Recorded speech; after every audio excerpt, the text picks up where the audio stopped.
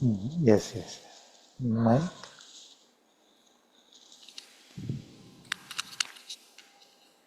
Do I have to do something different now to stay with the awareness inside?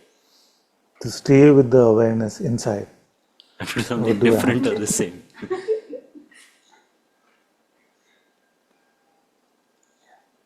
So, with what instrument can we stay? The Sadguru presence. That is the inner Sadguru presence, the Holy Spirit, the light of Atma within. So, how can you stay with that? Many ways you do. One main thing is empty, but many ways to get to empty. So, the main thing is to remain empty here. Therefore, we are empty of identity. You see? And the mind's idea is that we'll become all lost and confused and we won't know what to do. But actually, people have reported that they were lost and they are found when they come to the holy presence, the divinity within themselves. So, now, what was the original question? How do I stay? Yeah. Like this. But, I realized that. So last time you were saying that I should apply that filter, no awareness filter, yeah, if it's hard guidance. And now I realize what I'm trying to do is to stay with awareness so that I get hard guidance. yes, But actually, it's like if it's hard remain. guidance, then it'll be that insight will be there. It's the other way, Yes, and I don't have to do anything different. Just stay. It's the same. Stay with the presence that you've been yeah, saying all these yeah. days. But the trouble is that when you stay like that, you are not there. That I don't know what to do about that. What do I? It's good news. Please, it's good news. We do so many things to lose ourselves. No? I don't want to worry. I want a few minutes of no anxiety, no fear, no pride, no guilt, no anxiousness about the past, no concern about the future. Isn't it? All these are symptoms of the me, isn't it? The symptoms of the egoic identity are all of these things which we call suffering. You see? So be empty of yourself. I'm getting very eager to get that knowledge, Father. Like, Yes, but this one is, that's what I'm saying, that this one will keep pretending as if it wants that. But actually, even in its pretense, is blocking that. So leave it. Huh?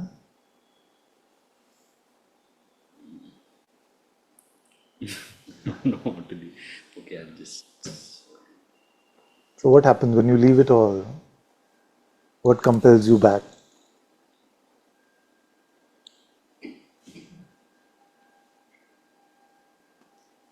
It's like I leave it, then something comes up, and is this that? Something like that So happens. that pulls you back in the mind. The mind saying, "Is this that?" So leave that. Like some knowledge is that heart knowledge, that thing. Yeah? Some knowledge will come up, and it seems very different from the previous Yes. knowledge. So then, And who wants to check whether it's heart knowledge? The head knowledge. Oh no. I don't know. What is the third option? Even these two So options, the heart it's is guiding. Then is the heart itself saying, "Oh, is this that?" No. Something is checking on that. You see? Now, besides the mind, what could it be? even the first two only. I'm not very clear on heart and mind.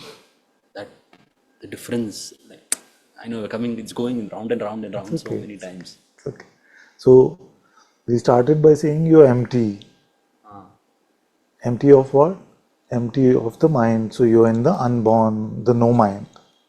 Yes? In the no mind, you find that it is not a lost state, it is a found state. Then some guidance may come. You see, mostly it will just move you. Initially, you get used to it just moving you, the light just moves you. So you don't need to hear or to know what the guidance is. You just allow the Holy Presence to move you. So, and once you get used to surrendering in that way, living in that way, then you may start receiving some guidance in your heart.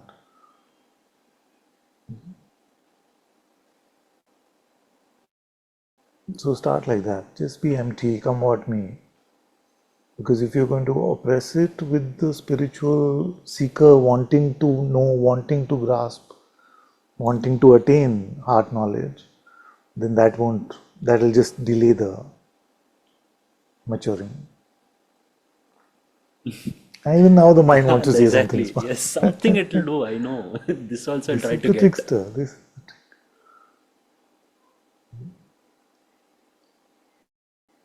That we cannot wanting. do anything about it doing whatever it is doing. It will keep doing whatever it is doing. You don't follow. That you can do.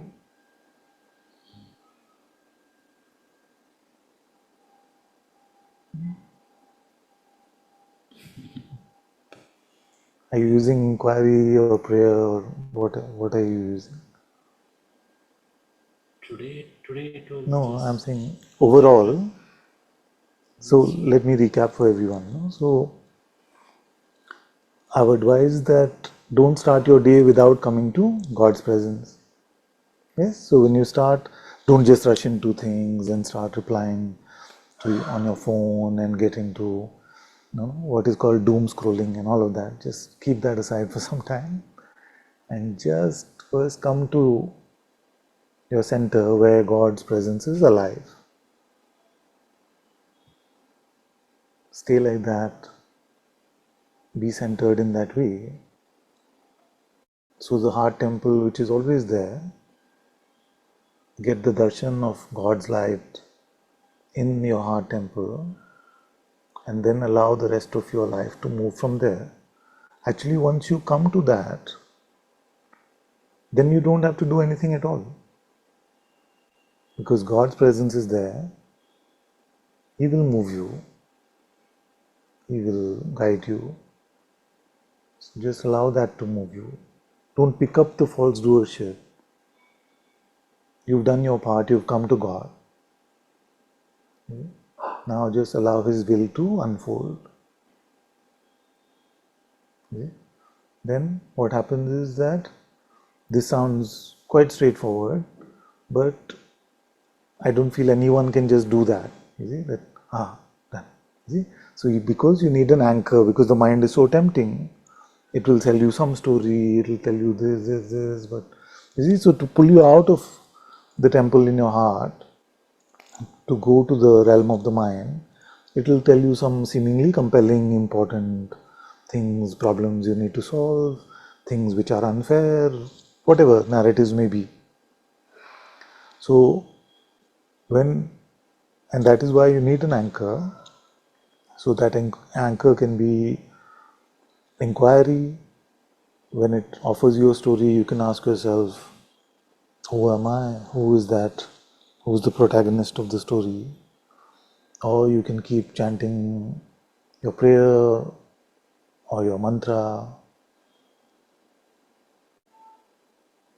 Or if you feel comfortable, just remain in the presence of unconditional love in your heart.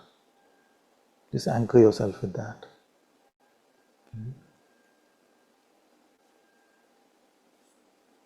Because most of us by now would have heard in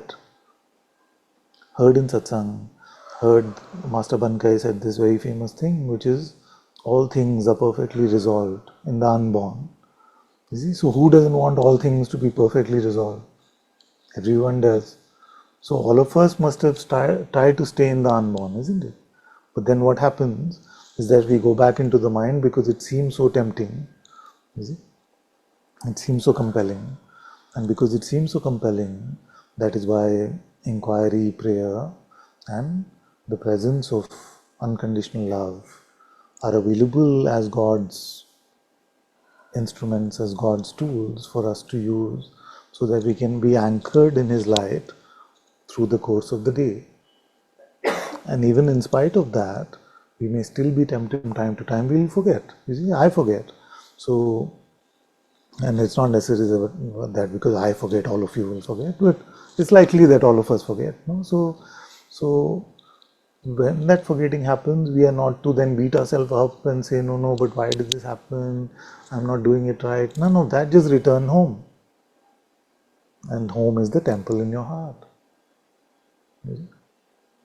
So as soon as you notice, come back. Because you don't know the next trick which will come from the mind, which may be spiritual itself. The mind offering spiritual advice, which will keep you in the head for longer and longer. You see? So that includes the mind's so-called conundrum of, is this hard knowledge or not? You see, who wants to know? Does the heart want to know? No. It is the same mind which is posing as you see, wanting to do this on your terms, which is actually the mind's terms. So leave that. So just stay with the presence, that's all. Stay, yes, that's all. That is all. That itself is the most difficult and the most simple endeavor in the human condition.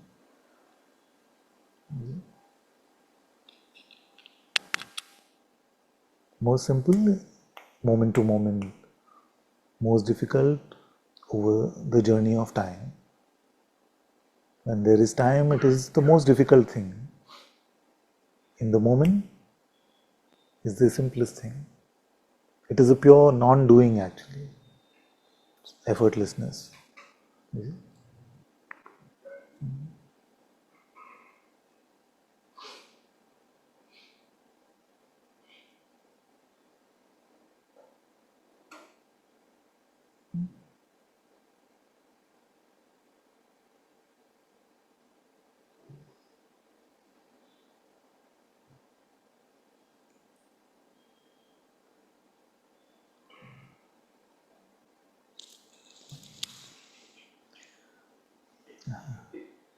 I actually wanted to send you a message the other day. Before I forget and we go to Georgie, there's a book called The Inner Game of Tennis. And then if you enjoy that, there's another book which is about the same thing, which is called The Inner Game of Work. So I heard about the second one, but I've only read the first one. And it's very satsang. And it applies to our conversation as well. So just that inner game of tennis. Huh? The tennis one is the first one, and then the sequel is the work one. So if you like that, then you'll enjoy the work one as well.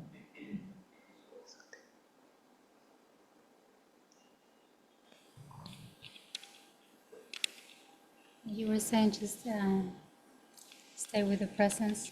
Yes. Sometimes I don't want to. Yes. So stop that. Like I had the same conversation with you last week. That is the whole. That is the whole human condition. You see, your question actually encapsulates the whole human condition. God is available, but I want to do it my way.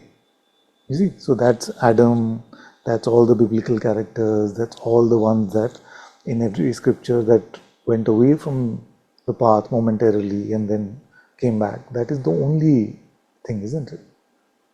Yeah. Sometimes. Why don't you want to? I don't know. Sometimes it happens like every week. Every week once? Yeah. That's okay.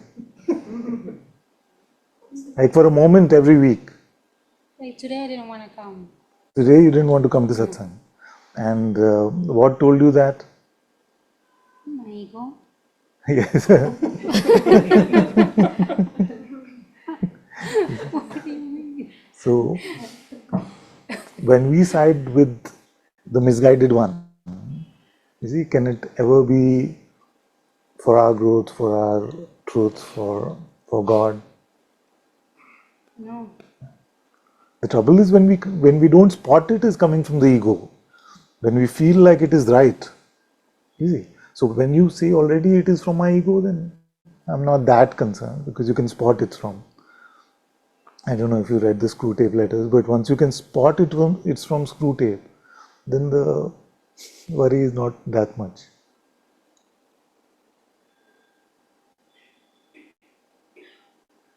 What are you saying? You're basically saying the mind offers me something and I feel like I want to do that. Yeah. Isn't it? That is all of us. That is what this whole thing is about. How not to go with the temptation of the mind. So when we keep saying Kabirji's statement that Maya is a Mahathagini, which means that Maya is the greatest con artist, Maya is just not just the realm of perceptions, but when these thought, when this identity is believed. Okay, so let's look at it another way. Many times you've not wanted to, you see, or you wanted to follow the mind, isn't it? In our history, all of us, we wanted to follow our mind. What does that get us? Just lost for a little bit. Is lost for life. Momentary nothing. But what's the benefit? You say, I don't want to be with God because that's a huge statement. No, which you're not saying, I'm paraphrasing for you. You're saying God's presence is there. There's a holy presence in my heart. We call it the heart temple. But the mind comes and says, let's not go to satsang today, let's Have an ice cream. have an ice cream. Is it? Which I did. So you had the ice cream. And Then I came to Satsang. then it's fine.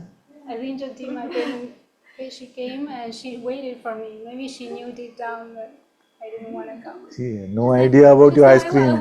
She's just wondering why you didn't get her one. No, not Jyotima, Jyotika, sorry. Jyotika, I meant. Jyotika. But I ate the ice cream and came. How does she know what I've eaten? So everyone here is eating ice cream but me. Is it?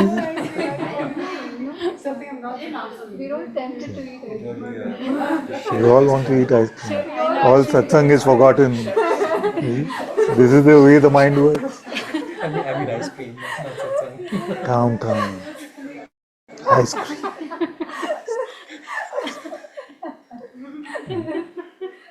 Leave satsang. You know what he's going to say. chocolate. Huh? Chocolate ice Chocolate ice. Butterscotch. All the devotion is gone. Because it's all switched. It's not gone. It's switched to chocolate ice cream. She also asked me today. Before I said, do you think there is a satsang today? Yet, I hope there isn't one. I asked both of them. Hoping that somebody would say, no, it's cancelled. She said that you wouldn't come. Others a bit tired. I was waiting. Okay, so good news for you. I'm traveling tomorrow to Pune for the weekend, for the long. We have Friday, Saturday, Sunday. I'm in Pune, so we won't have satsang on Friday. And Jyotima will want to go to Thiru. We just Already rented booked. a room from. Father, is it true? It's true. Tomorrow evening we go Tomorrow? to. You going tomorrow? My mom has to see an eye specialist there, and also have some work with my brothers. Do you want us to come? Huh? To Pune? Come. I don't know what the quality of ice cream is there.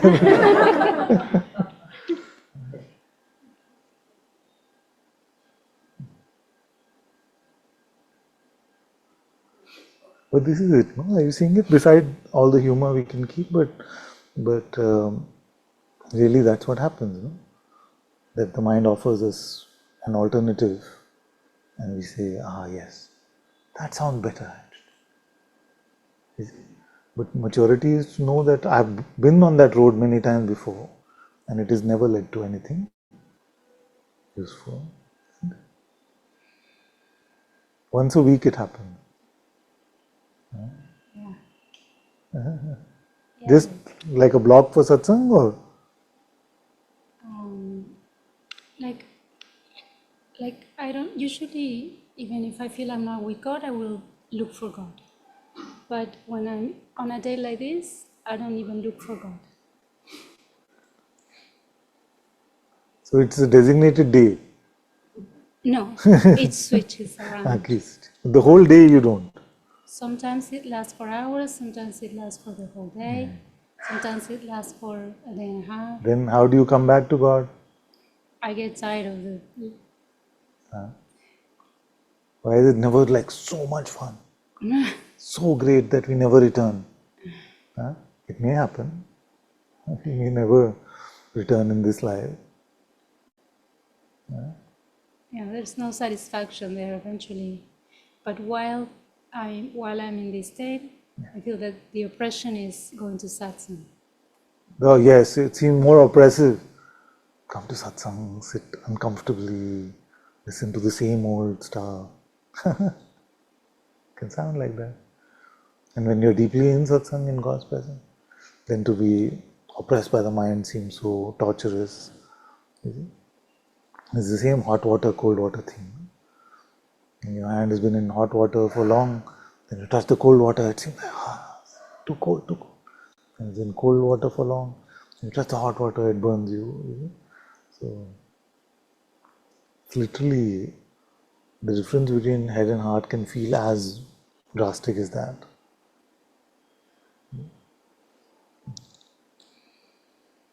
So if I don't show up for satsang one day, no, I've gone for ice cream. Now I know that I should invite everyone next time. Just make a group. Don't want to come to satsang today. The ice cream. The ice cream gang. So every day. Ice cream bungalow. Ice cream Bangalore.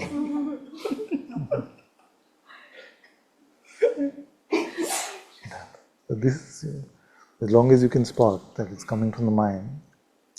Yeah, and I'm saying it because I don't want to come back to God, but I want to come back to God. Yeah. This is the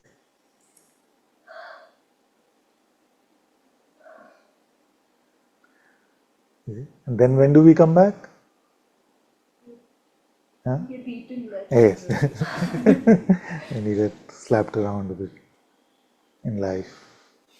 Hey, God, where are you? You have forgotten me. Isn't it? Why have you forgotten me?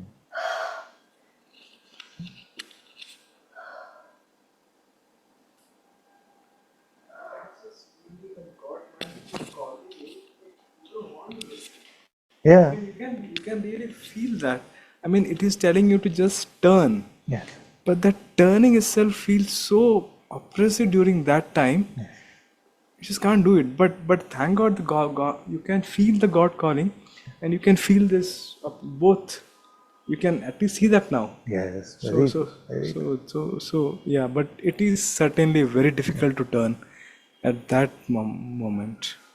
Yes. That is, the Mahabharata was an actual war as well as probably a great metaphor for this battle. Because on one side are all our attachments, all the chocolate ice cream, Duryodhan, same. So they're on one side, comes, join our side, we are the stronger side. There are 100 of us. You see? The other side is a small army led by Krishna. So turn to Krishna in your heart, God in your heart.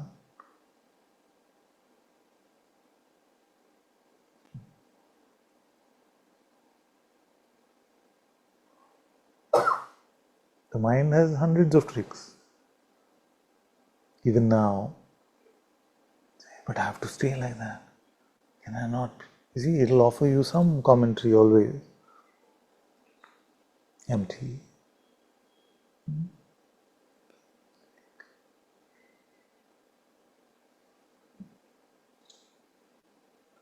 This mental perceptions are made of consciousness. No escaping. Like from the moment the waking state, there's no escaping. There's no separation. All Maya is also consciousness. It's All just Maya is it's all made up of consciousness. it just feels like, because it's a 3D screen. We're not, and it's only one. We're not used to it. For a 2D screen, it would be just like, okay, body on a on a screen being watched. But it's 3D, so it's like it's very. I mean, it blows your mind. I mean, it literally, you have no idea whether you don't. I mean, there's nothing to relate to whether, to our previous conversation, whether you've lost your marbles or whether you're actually seeing something which is, the most subtle from which everything more gross gets formed. How would we meet each other in the 4D way? So suppose it is a 5-dimensional world, not a 4-dimensional one, and the dimension of time was also perceivable. Then how would we meet? It's a beautiful contemplation, if you're crazy like me.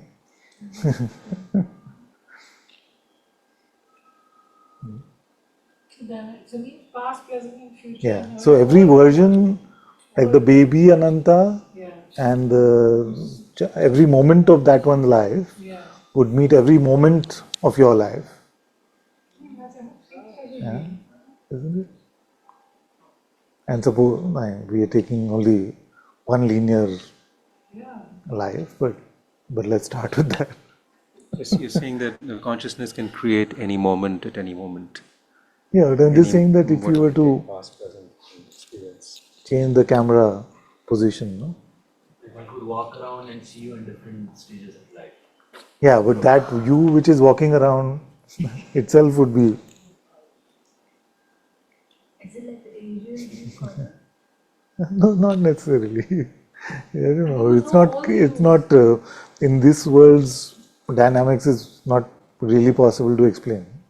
Would I know all you, Swami? Would I know each one of meaning, each one of me? Yeah. So like here we meet in 3 dimensions, and then time is really unperceivable, but it's inferred because of change.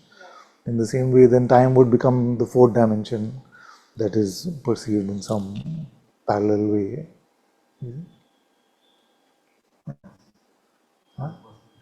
Not possible to meet in the intellect. It is said Krishna lives in the 16th dimension.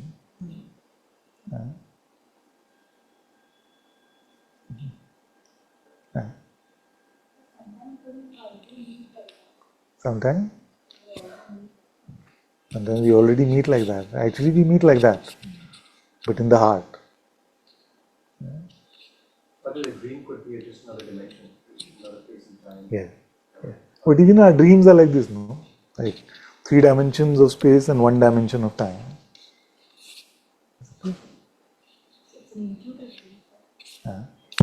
Only intuitively it can be grasped.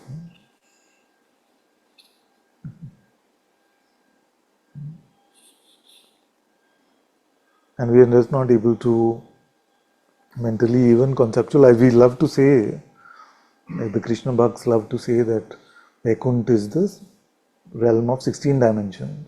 But can we fathom such a thing?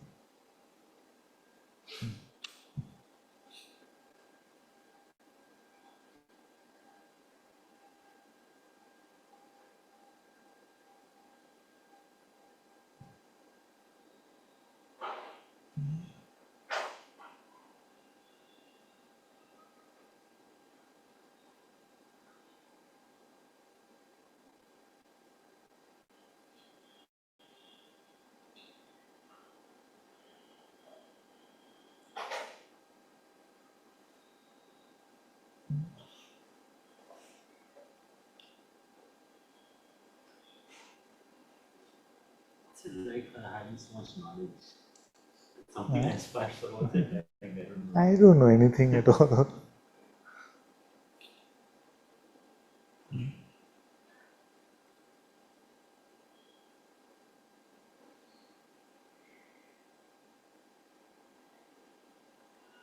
do know, and that's what you're saying. You do know. If you don't know, then you know.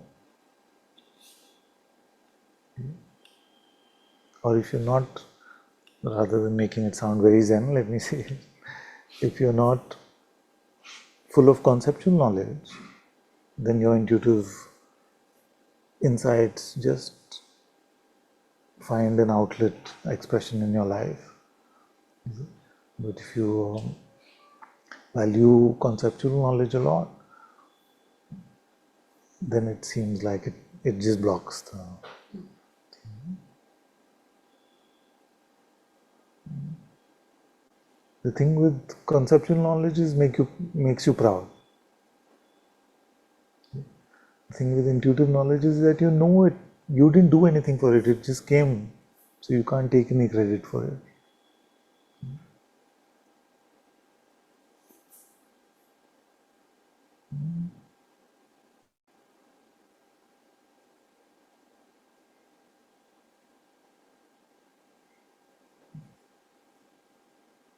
He's in the fifth dimension only, not come back from there. In maths, particularly in topology, Topology. Where is the mind? so what they do is take a square, Take a square. Yeah. take two of them, Take two squares, two dimensions. like, and join all the corners. Yes. That becomes a 2D projection of the Yes. 3D. 3D. Yeah. Then make two cubes, Yes. attach all the corners. That becomes a 3D projection of the fourth Two. dimension. Yes. Now Tesseract. and it becomes really weird, and Yeah. after one or two, completely lose the. The word tesseract in the Marvel movies comes from that, trying to represent a four-dimensional object.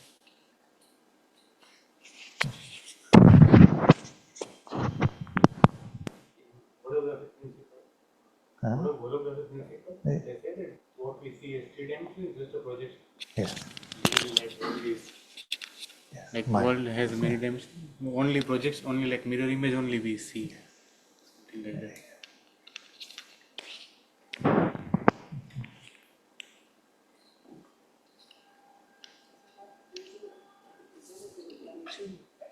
That's zero dimension also, Huh? where there are no dimensions. Yes. That is Shiva. No? That is the. What do you know when you know nothing? Okay. Because I was watching a video on dimensions, and the person said that in zero dimensions, that person or whoever it is will be formless. So because there are no dimensions. It's a pure noumenon. No? Yeah. It's purely non-phenomenal. Because to have phenomena, you need at least one dimension.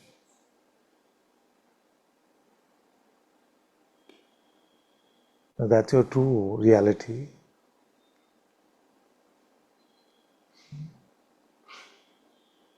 Dimensionless, pure intelligence.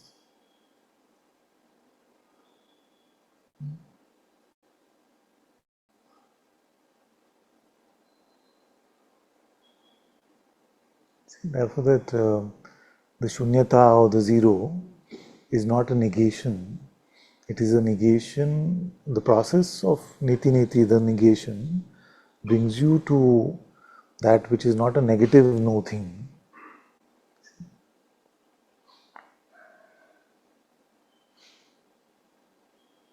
Therefore, there is no fight between the Buddhists and the Vedantin. It's only conceptual, the fight. When we do the niti-niti, we say we come to Nirguna Brahman. You see? They say that if you label it Nirguna Brahman, then that also becomes a concept which you have to negate. So there is no Nirguna Brahman, they may say, but they come to that. That's why they would say you attained Buddhahood or you came to recognition. They may deny the word self, but they are Buddhists.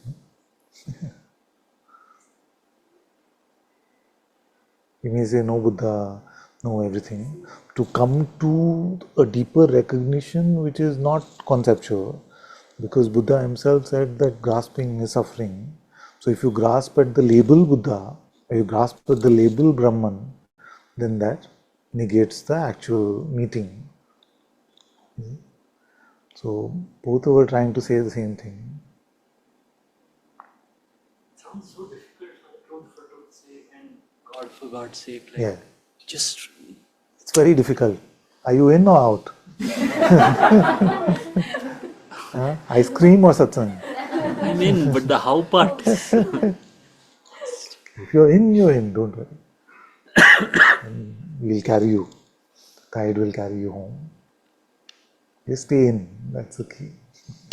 And doesn't mean you have to stay in with satsang or satsang with Ananta or nothing like that. It's not about this place. Stay in with God, and then the path will keep getting clearer and clearer.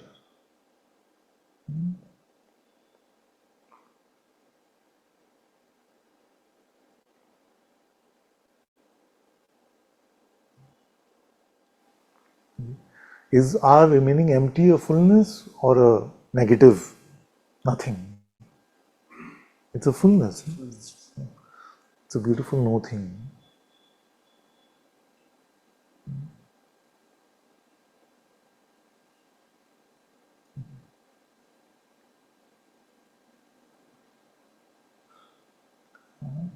And you have to appreciate their maturity that they were able to point in those ways.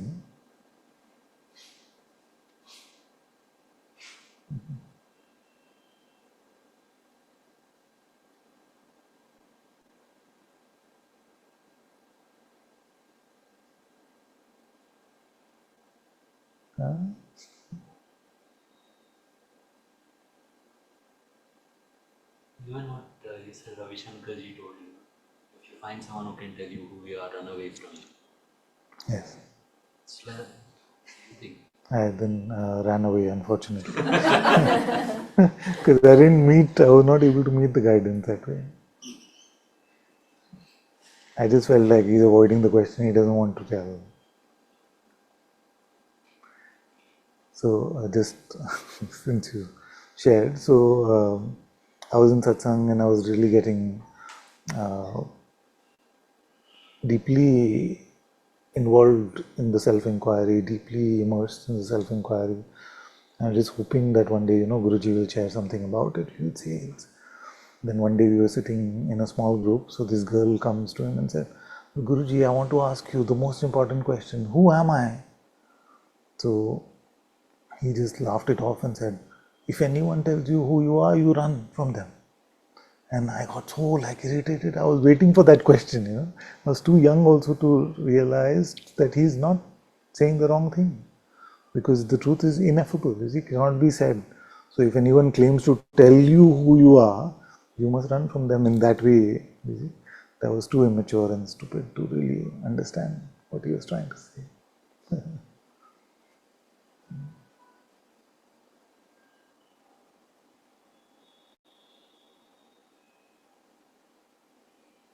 When you say that grasping is suffering, so just trying to understand it. Don't grasp at that. Yeah, You will suffer. Leave it. I got it. Chhad de. Okay. Oh, she's actually left. That's very good.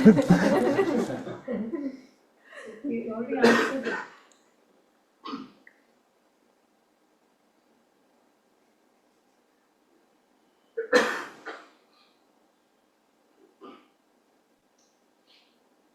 That's good, no?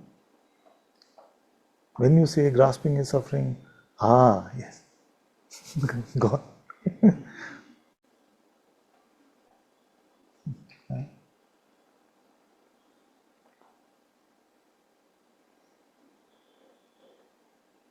In what way can we be empty for God?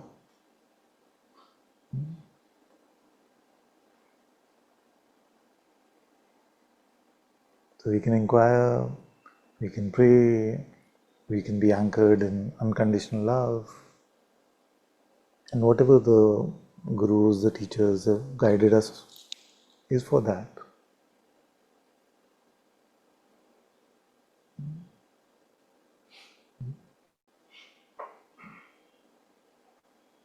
And the idea is not to make a collection of ways. Just find something that works, use it.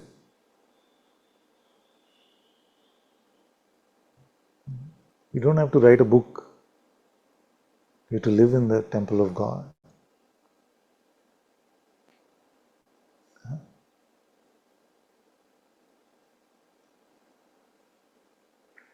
So be careful of mental grasping posing as knowledge.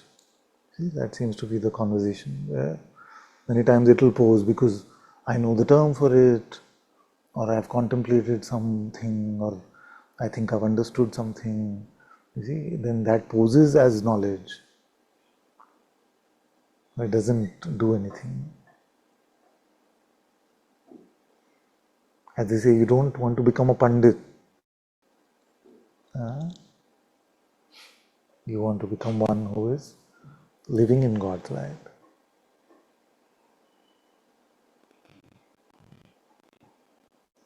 Pandit is a scholar, someone who has learned a lot about in the way this reference is used.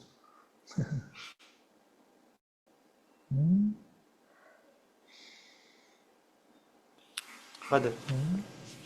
Father. So chanting is empty enough.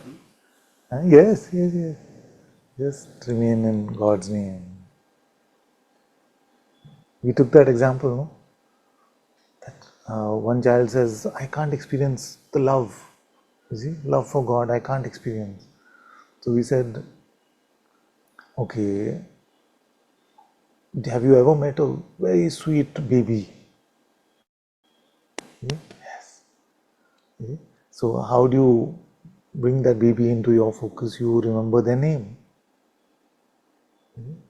So in the same way, how to bring God or the love for God into focus? By remembering His name. And you will see that your heart loves to pray, it loves to chant. It does not interrupt pure perception.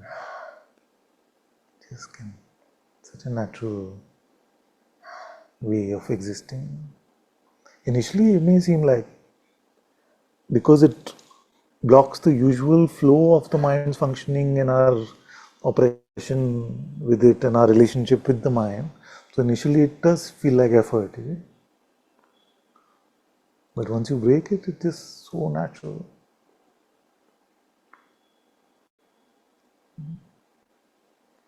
The process of breaking away from the mental operation can seem like it is effort. So even if in those days it feels mechanical, if it feels like it's not coming from your heart, it feels like it's too much effort, you must still make it. Because it breaks this constant slavery to the mind prison. You break out of it. Because the Atma is God's presence. It loves to remember its source, to be in its source, to sing His glory, that's why all the great bhajans, all the devotional music has come from your heart.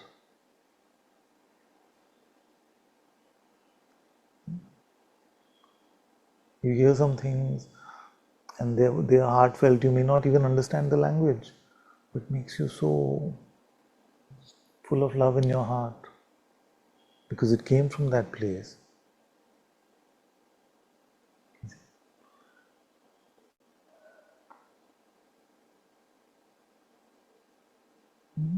Yeah.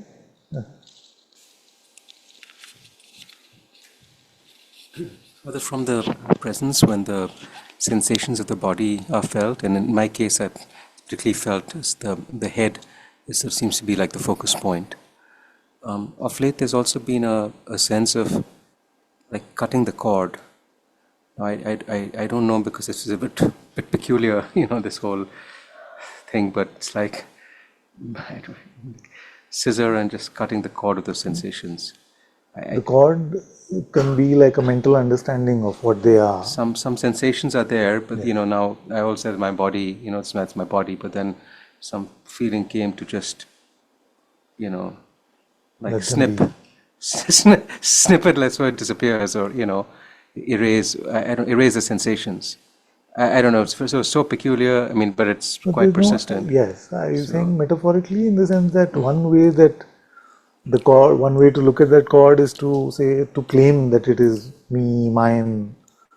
You see? So this sensation is me, that Yeah, sensation is other. You yeah, see? So maybe yeah, that is one way to look at it. The other yeah. is to, if there's an idea that something is being held on, you see, like with a cord or something like that, then just let everything go. Let everything go. You see? And you see that Just to wish the disappearance of the sensations. to wish the disappearance, Yeah. don't wish for the disappearance. Don't wish for anything unless it is coming from the heart.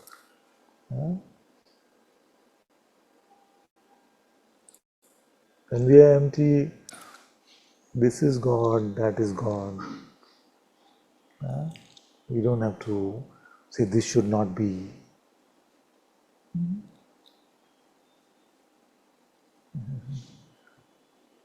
You don't have to become nihilistic in any way. No position.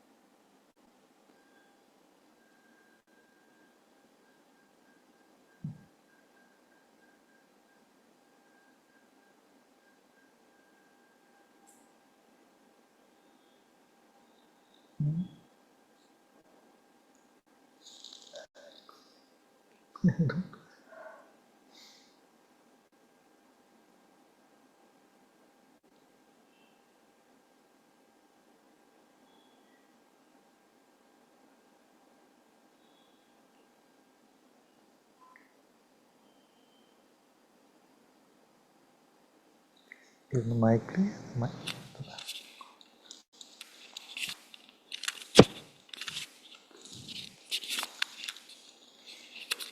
So, how do we clearly discriminate between knowledge of the mind versus knowledge of the heart?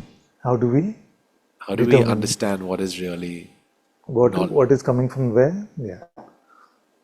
So I've given 3 tools, actually now 4, but the the least subtle, but quite subtle for the human play, but the least subtle among all of them is that if you feel a presence of love and a sort of unconditional love, then know that the guidance is coming from the heart.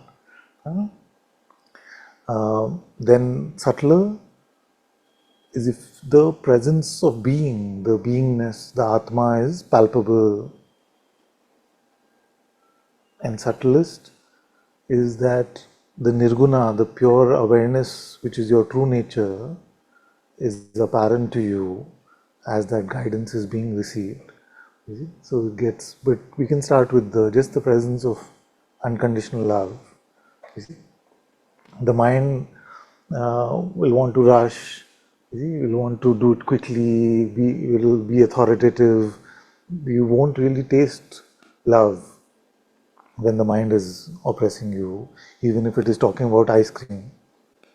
You see, it just offers it as an alternative, like way, but you don't feel the presence of love in that. But the fourth one maybe is a good starting point for everyone, which is that as you're in the heart guidance, your pure perceptions are not interrupted. So it's I don't know if that made any sort of sense for you, but if you notice, if you're with the mind, then what happens? You see that this world starts to dissolve. You may even forget you're in this room. You see? So our perceptions start to become diffused. Have you noticed that? That if you're thinking right now, so just if you'll humor me, just keep looking at this hand and imagine a tree in your head.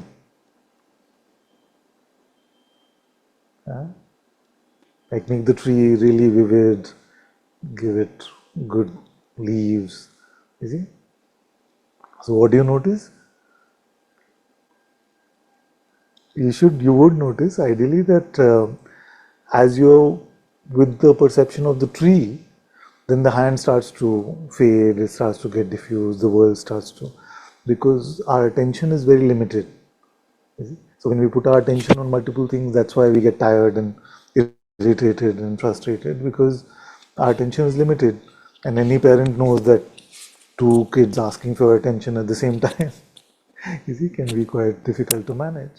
So, but when you're being guided by the heart, it doesn't need your attention. It just flows, and the pure perception of, so nothing in the world starts to disappear. You see? So that is one easy way in day-to-day life that you can tell. See, but it needs some observation, in the sense that initially we don't even observe that half the time we are not even meeting the world, we are not meeting the perceptions of the world, we are sitting in our heads and we have a very strange sort of existence which is half here, half there. You see? So our life seems colorless, and there's a lack of vibrancy in that, because we don't really truly taste even this manifest world. You see?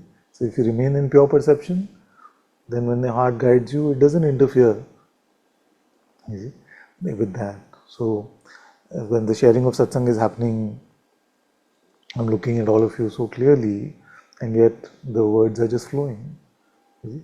But if you were to sit and think, then the world in front will start to fade. Then you start coming up with things to say. So that's a difference as well. So these are the four. Pick whatever seems most comfortable. The presence of unconditional love is also a great way to start. Just be empty till, if you feel like something deeper is guiding you, check if there's like just a love which is without a reason, without a cause, it's just there. Then as you get subtler, then you'll notice that the presence itself, it's clearly coming from the presence of God Himself. And then you notice that your absolute reality, the nirguna reality of your true self, is apparent to you as the guidance is being received. So all these tools are there.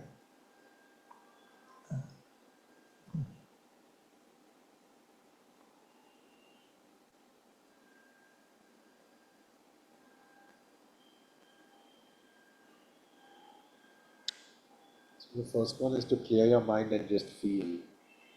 Yes, the first one, just clear your mind and feel, and you'll feel like love, you see, just like a loving presence. So, and then what was the second one? The second one is just to notice the sense of being, the presence, you see, that I amness, which is the Atma itself. And the third one, and I'm sorry that some of these things, obviously, as we deepen in our satsang, as we deepen in our self-recognition, they become more and more clear. I'm just rattling them off as if they're like the simplest things, but sometimes it feels like it takes us lifetimes to get to these points of recognition. And so that the second one is the presence of Atma, the Holy Spirit, the presence within. And the third one is that the truly, purely intuitive recognition of the non-phenomenal self, which I am, which you are, is apparent to you. And just like our attention is limited in the human condition, we can't be intuitive and mental at the same time. You see? So if that is available to you, that you are that nirguna self, the attributeless reality, then that has to be intuitive. You see? And as you're being intuitive, if some guidance is emerging from there, you can trust that as well. There is also a video on this. We made a highlight or no? Because in satsang sometimes it can be, you see a lot of words spoken quickly, and so in the video you can just pause and see.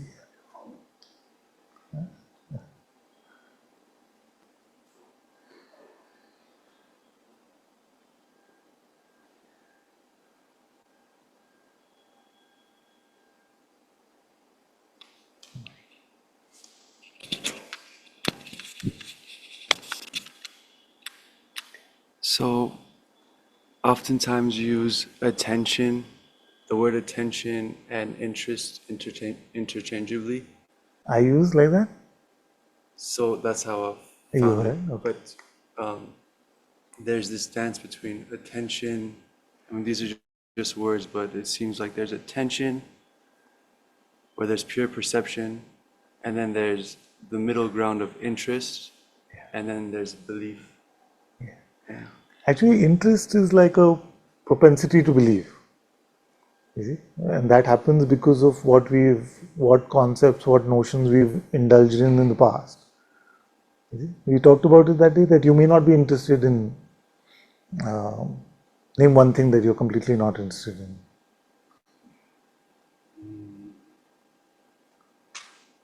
I'm running on 2 hours of sleep. Let's see. Okay, so I'll help. Suppose Indian classical music. Are you interested? No, we don't. Good. So, so you're just not interested in it. So when the thought comes and says, "Oh, there's a great tabla performance happening, next to your house," you see, there's no real propensity to buy into that. You see, because there's no interest. But suppose you have a friend, or she tells you, that I just heard this great maestro, Ustad Zakir Hussain. He plays so beautifully. You must hear him. See? So then you heard that, and your mind says, "Oh, you must try this." You see? So you bought into that notion. So it gets stored in the tree of conditioning somewhere. Yeah. So when next time you hear this great Indian maestro playing next door, you see? So there's a more propensity to believe that. It hasn't formed yet, but There's more. The magnetism is there. You see? The magnetism is there. Yeah. So it's just like, like that. So like that. And if you go into that, you believe more and more, then it forms like a branch. You see, Indian classical music becomes a branch of your persona. You see? It is not there before. You see? So through our life, we've pruned many branches. We've created many branches of this tree of conditioning. But the good news is that when you're empty of the whole tree. See? The bad news is what? That when you latch on to a leaf, the whole tree is there. You see, because everything is connected to everything else. You see, the me, do you latch on to the simplest idea? I want something. You see? The whole persona seems to be there. And that is the one that we call the me. You see, the me is nothing but a bundle of beliefs, a bundle of things that we are interested in, or we've given belief to. And sometimes you talk about, like you show your hand. Yes. And you'll say, okay, I'm interested in it. But you're saying there's, even with interest, there could still be pure perception. Yes. Interest doesn't necessarily... Well, I don't recall doing that actually. If attention is on it, I would hardly say I'm interested in it. Anyway, so suppose, let's say I said it, then. So suppose. Maybe my question is, obviously when one believes, pure perception is, as soon as belief is bought, there's no more pure perception. But in the phase of interest where there is this magnetism, but it's not quite belief, it still seems like it's not that pure perception is lost, but it's almost like it's just the windows are closing, or Yes, you're right that mostly in pure perception it's quite universal, it's broad, it's full of light.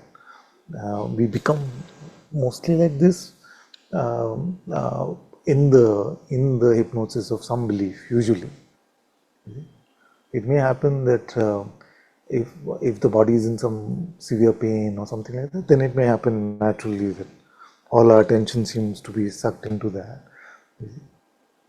But usually in pure perception, your vision, field of vision is quite universal.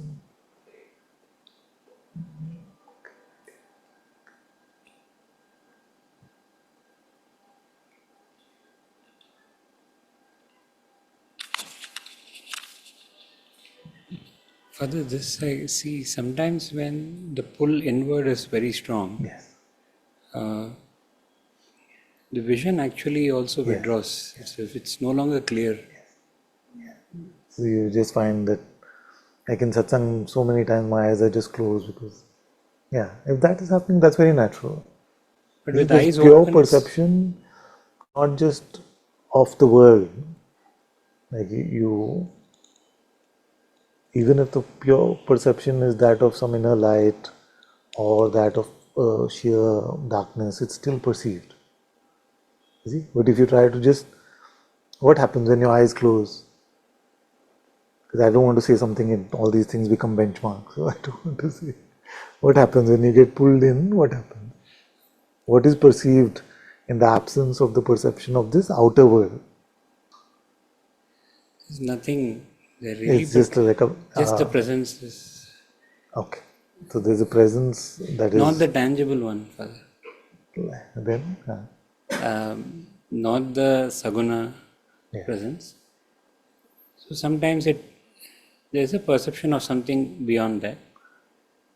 And in that, if the eyes are open, this whole image becomes like a negative. Slowly. So that we make sure we get every point, because Maya can hide in the subtlest of things. No? So it's very important to go really slowly. So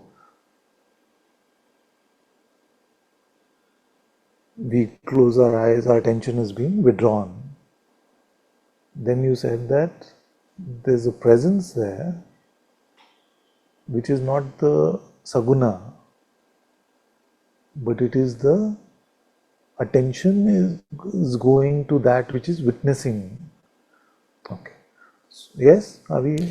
The witnessing is of the withdrawal of the attention, Father. Yes. So it is witnessed that the attention is withdrawn. Yes. But what is perceived? When attention is withdrawn, then what is perceived? You can notice, take a moment. So in this spectrum of attention, you see, you can have this whole world with all its colors and shapes and sizes, or when it's withdrawn, you see, then what happens is that it could become just like a dark perception, like an emptiness. You see? Or it could be withdrawn and you could be in the presence of some like light or something that we can't really describe. So let's say it becomes completely dark. You see? The first one, which is it becomes completely dark. We close our eyes, but even that is perceived, isn't it? You see? So in the waking state, we cannot avoid perception. Even if attention is withdrawn completely, it still shows you some darkness, some empty space. Isn't it? So usually this, when it happens with eyes open, this imagery, what is seen as vision, that first becomes like a negative, like a film negative. And then it goes on dimming and dimming further when the eyes are still open. And that is where I get confused when you say that when you are in pure, when you are in the absolute, this is actually clearer. But for me, it always becomes dim like that. I know that sometimes our eyes are open and attention is withdrawing, and we're going to a deeper recognition. You see, but that is, at least let me say it this way, that in my experience, it is not like when day-to-day life is happening, pure perception continues, and the world is very alive and full of light. You see? So that is the usual open and empty. But it can happen, so don't beat yourself up over it, or don't feel like something is wrong somewhere. If it is naturally withdrawing and the world is dissolving in front of you and you're just turning inwards that way, then let that process unfold. It's okay. It's okay. You see? Initially, it may happen that, Gopala also asked me many years back, that I am awareness is fully apparent to me with my eyes closed. You see, but the instant my eyes are open, that knowledge seems to be lost. You see, so it can happen like that. But as you go along, you notice that eyes closed or open actually really doesn't make a difference to the recognition of the true self. But these are organic things, so don't try to meddle with them. Let them unfold.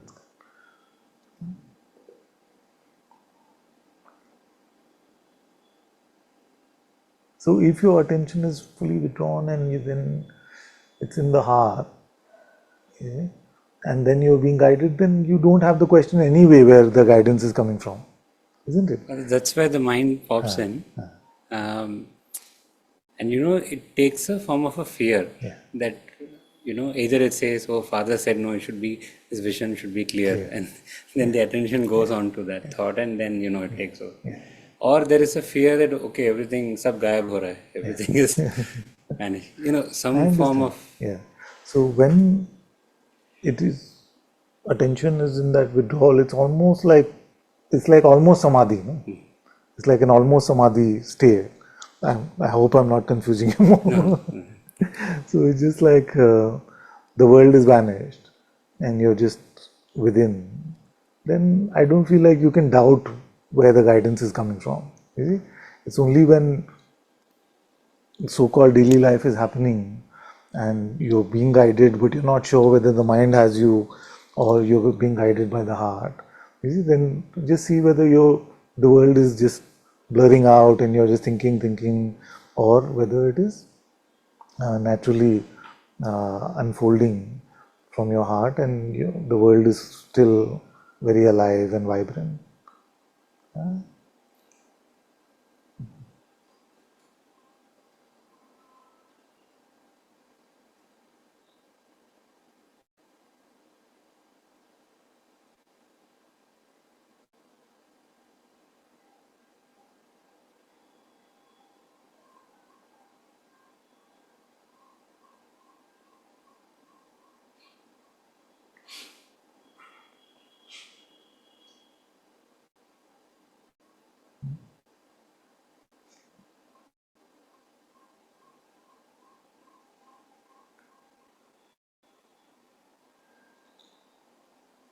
I would like to say it. Yes.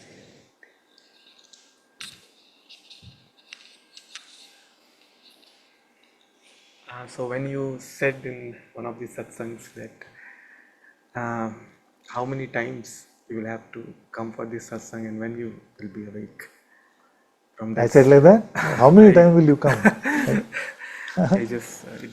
Actually one of the satsang you were telling to someone asked, you said, yes, kab tak aoge? So that really got a thing in me. And then Kabir's doha that bahuri karoge kab? So last 1 week or 10 days I was contemplating, and I had this misconception that when you do contemplation it happens in the head. Nice. So once you told that no, when you are with yourself in the deep silence you get the guidance. So that was very striking to me. So last 4-5 days I am seeing that the life is just going in a quick second and I'm not able to do getting back to myself and things like that. So it has like life too much is happening. Too much is happening and I'm not getting time to be with myself. Whether it's office hours, it starts in the morning 7 by the time you come. So 3-4 days back, I was just when I got up, I was in that. You told that first thing you do is come back to yourself. I did that, and suddenly that thing came to mind. Just drop this time. This rushing, you stop. Yes. And I just dropped that rushing that I have to go to office, I have to Very get good. ready, Very good. and it just brought me to myself. Very I was there in that mode for almost 45 minutes to 1 hour. Then I went to office, everything was fine. When I reached office, punched in, again that thing started, this phase was here, now I have to apply my skills, I have people will approach me, I have to work. But I had this faith, let me continue with this. And you also told that when you are with yourself, you will be guided. Exactly. So for 15-20 minutes, I was with myself, people are coming, and suddenly this non-doership started coming. Yes. So when this non-doership started coming, then I thought, yes, things are happening and my mind is not working. I'm still with my heart. Yeah.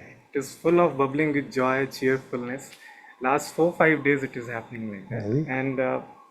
And also you told that once you are guided by your heart, you do things better than what you are planning to do. Well, better according to God, not according to the mind. Yes, Yes. yes.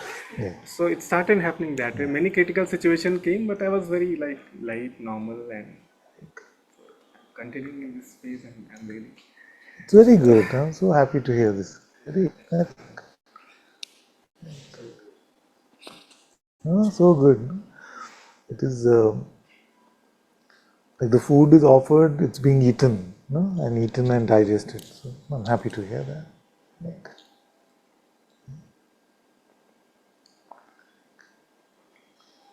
it's simple like that, no? If you keep it simple like that, start with God's presence in the morning, yes. Then allow that to move you, yes. You will be tempted by the mind. So stay with your heart, remain empty, remain in love, remain with the prayer, remain in the inquiry. So many tools are there. But we have to apply, we have to say like that. And then you test. Oh, I went to work also, and usually all that shakes me up, makes me all mental, but I decided I'll stay. Okay? And not that anyone can say that I was 100% always in the heart, but good, no? Even if we say, I reminded myself over and over, and I stayed in God's light, and then it started seeming more natural, and my fears about work not happening, they were unfounded. My fears about being able to do things not do things were unfounded. It just flows from there. Yeah. Keep going.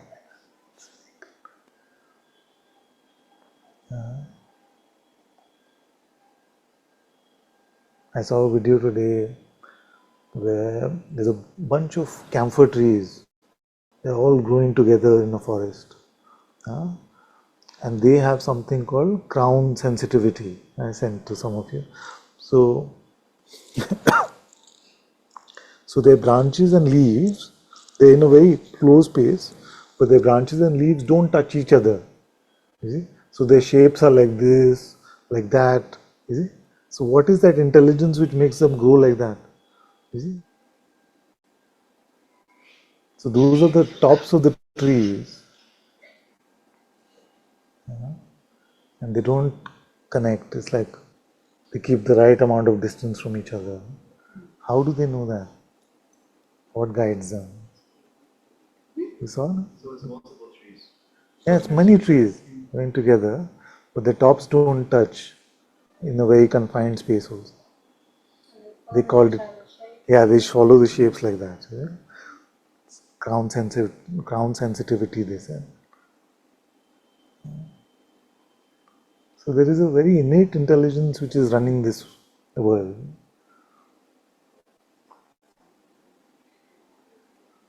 So when you go to work, non-doership came. But when we are in the non-doership, then also actions are moving. You see? What is that intelligence which moves those actions? It's the same that does this.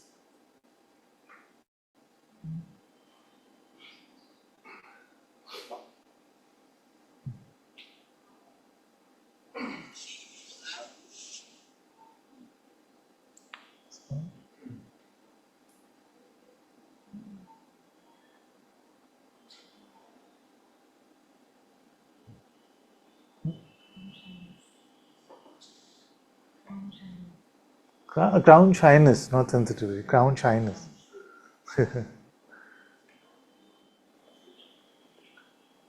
There's a question, Father, can the guidance come in the form of me as a thought, or is it always the mind? Consciousness can use every tool at its disposal, but for those of us in satsang and who have the sensitivity to meet the heart, we can just fully let go of the mind and live from the heart. For those who need to be blessed in that way and they're not yet aware of the possibility of intuitive guidance, then they may need to rely on signs in the world, or something comes to them in the mind. You see?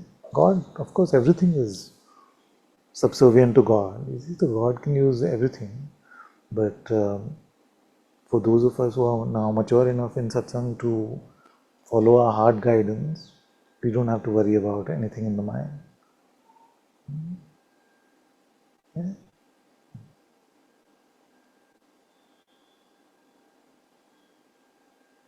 You wanted to ask? Sit down. Yeah.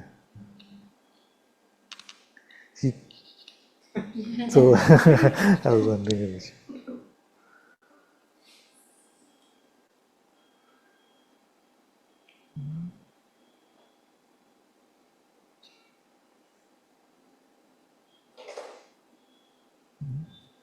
Good.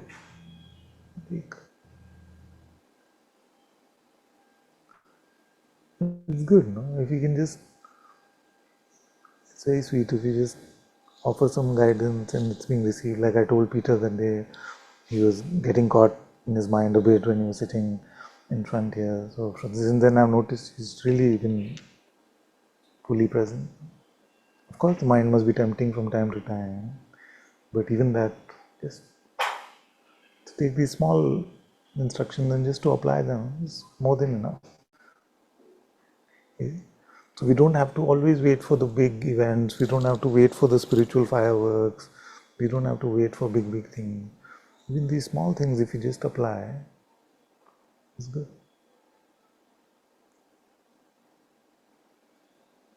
Right?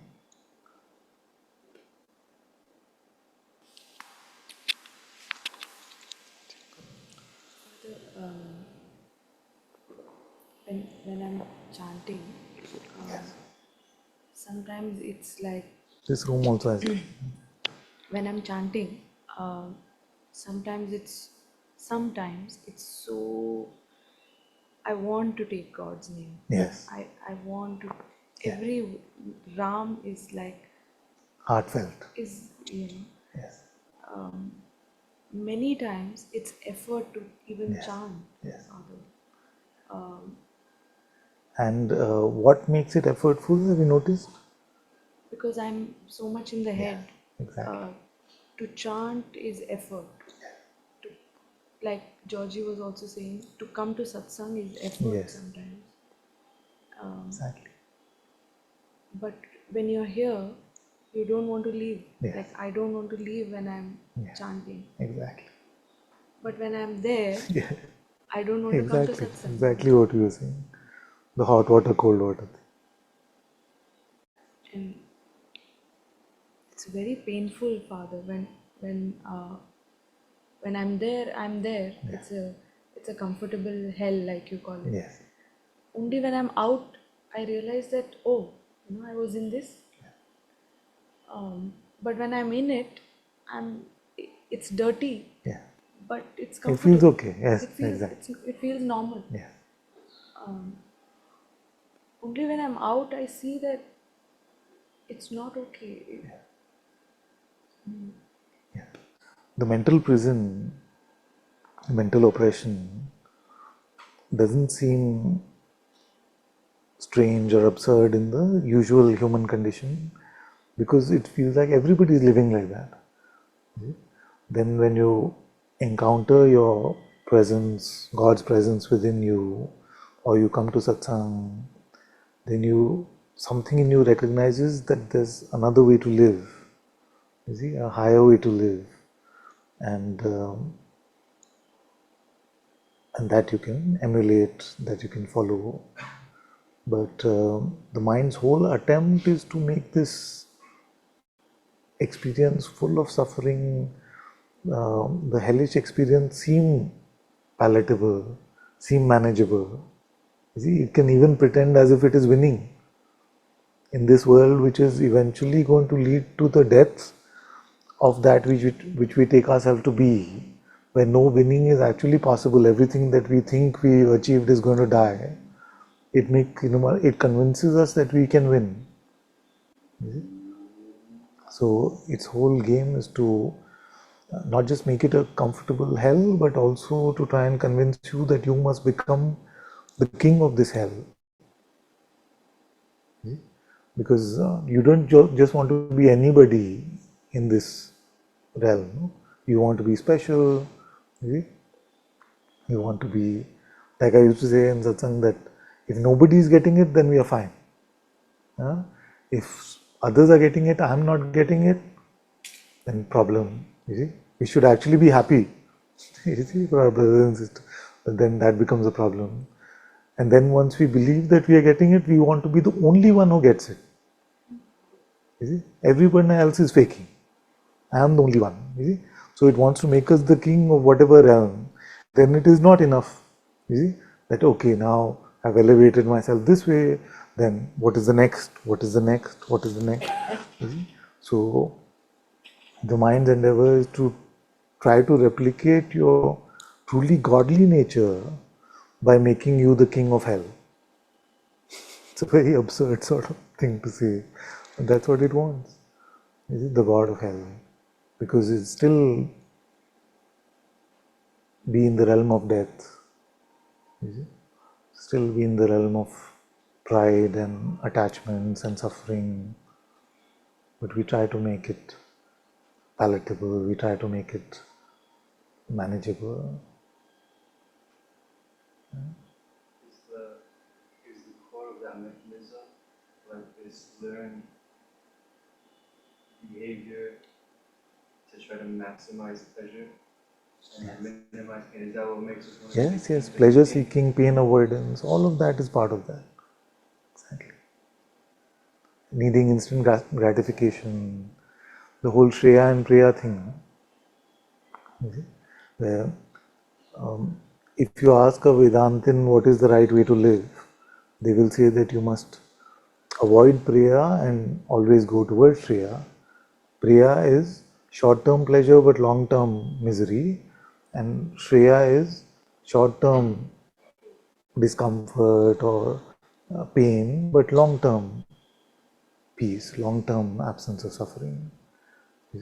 So to let go of the mind can also feel like that, because the mind is offering you ice cream and you say, I stay with my heart. It doesn't feel for that in that moment, it may like that, but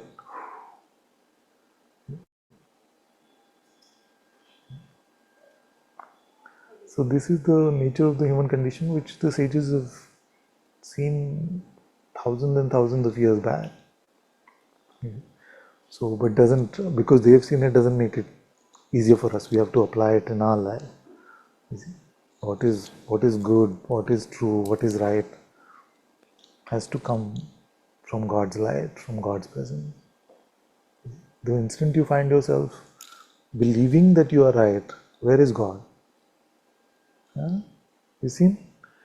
The instant you find yourself believing that you are right about something, your whole, even outer expression becomes godless. No? It becomes. Is it? I don't know. Huh? Yeah, no, right now. If something gets me, maybe, but right now it's not. So I have to act badly.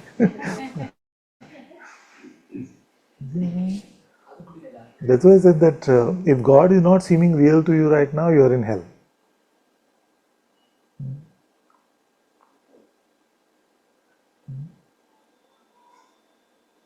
It may seem like a strong thing to say. That is the hell there is. There is no other hell.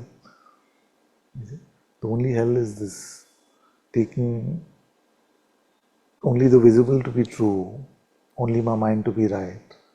That is the only hell there is. That is more than enough hell to make us suffer. You see, we don't need any more roasting than that. This world is enough to roast us completely. So that is the difference. So Maya, to be in Maya is to be in hell. You see, Maya is a more palatable word actually. But to live where death is true, where suffering is true, where pride is true, where oppression is true, what other hell do we need? If you can die, where could you die? How is it possible that you can die? You see? I don't know if I'm able to express what I want to say.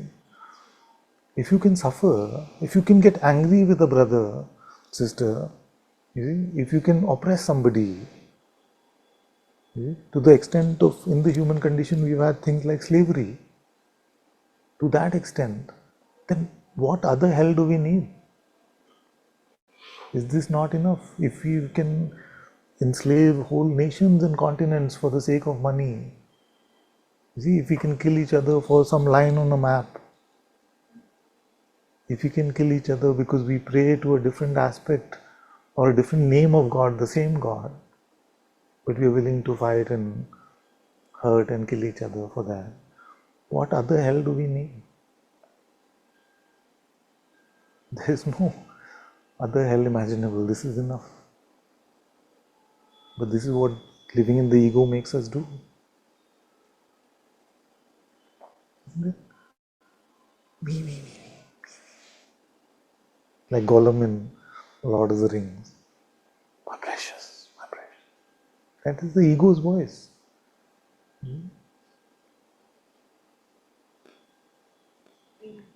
You say, Father, that I don't have my own will. Like, it's either the will of the mind or it's the will of God. Yes.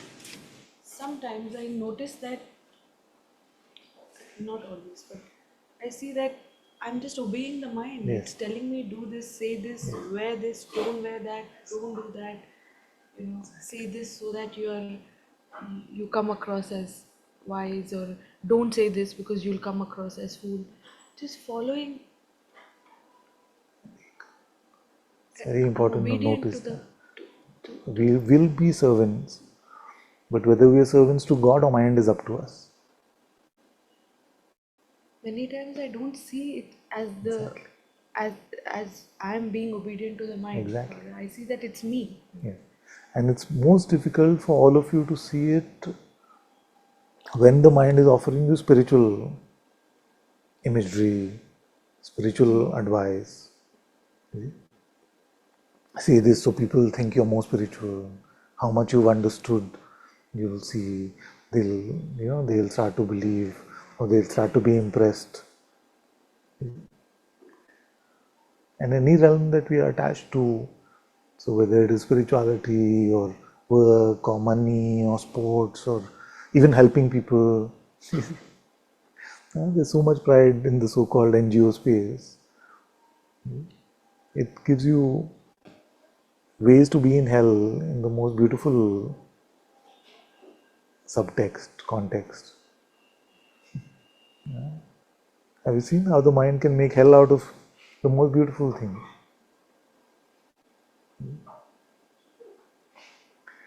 You could be in Satsang hall, everybody, suppose one day that everybody is experiencing God's presence, living in His light, all around you. But if your mind has got you that day, it doesn't feel like Satsang hall, it doesn't feel like God's presence, it just feels like.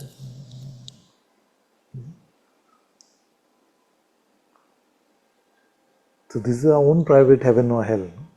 Our life is either the temple of God or to live this hellish experience full of suffering. So when the Buddha said that the world is suffering, we must not take that statement lightly, because that is a statement about Maya. The more you get caught in this Maya, and there is no escaping it.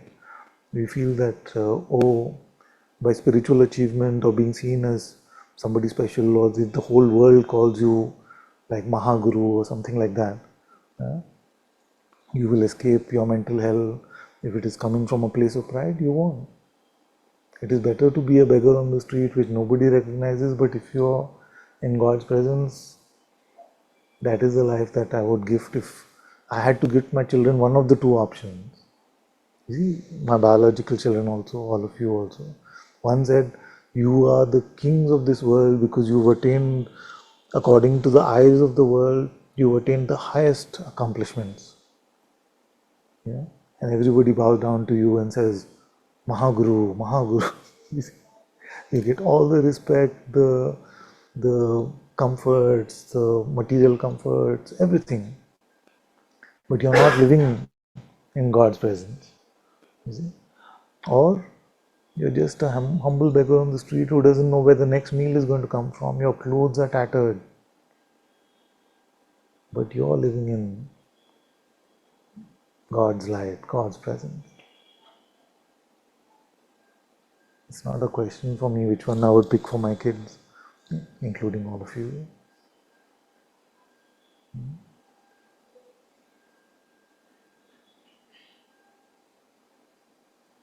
Naren, few weeks back was, we won't name, but telling us about somebody, he said, but they are just performing. Such a sad thing.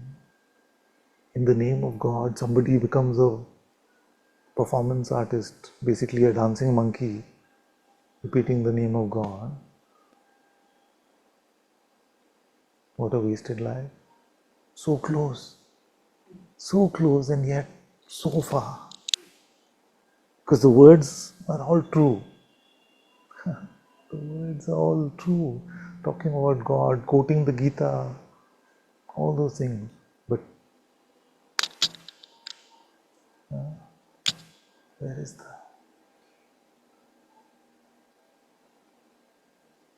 the... So that's why God, for God's sake, comes in. Because the instant it becomes about anything else, about my spirituality, about how people see me, about my relationships, about respect, anything, it could seem very, even humble. The instant it becomes about something else, know that the mind has you.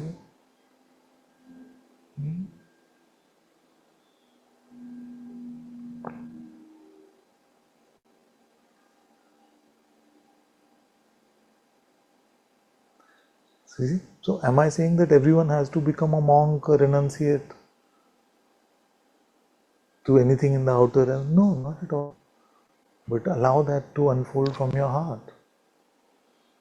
He said he went to, in a way I'm paraphrasing, he said he went to work and remained with himself, with God presence. But the work happened. So who was doing it?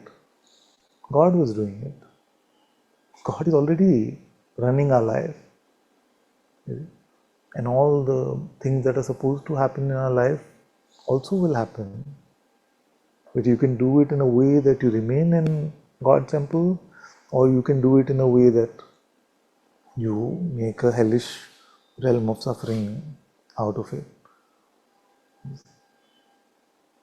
So that is why if you're drawn to chanting, and as opposed to the inquiry or just remaining anchored in love, and I would recommend it to everyone actually, especially if your mind is especially pushing you that chanting is not for you, then you must try it. So, but if you're drawn to it, then initially it will seem difficult. It will seem like the mind resists it with all its might. It keeps saying stop, stop. It'll keep questioning everything. It'll doubt. What did Guruji say? He said it'll doubt the teaching, the teacher, and yourself. Everything it'll doubt.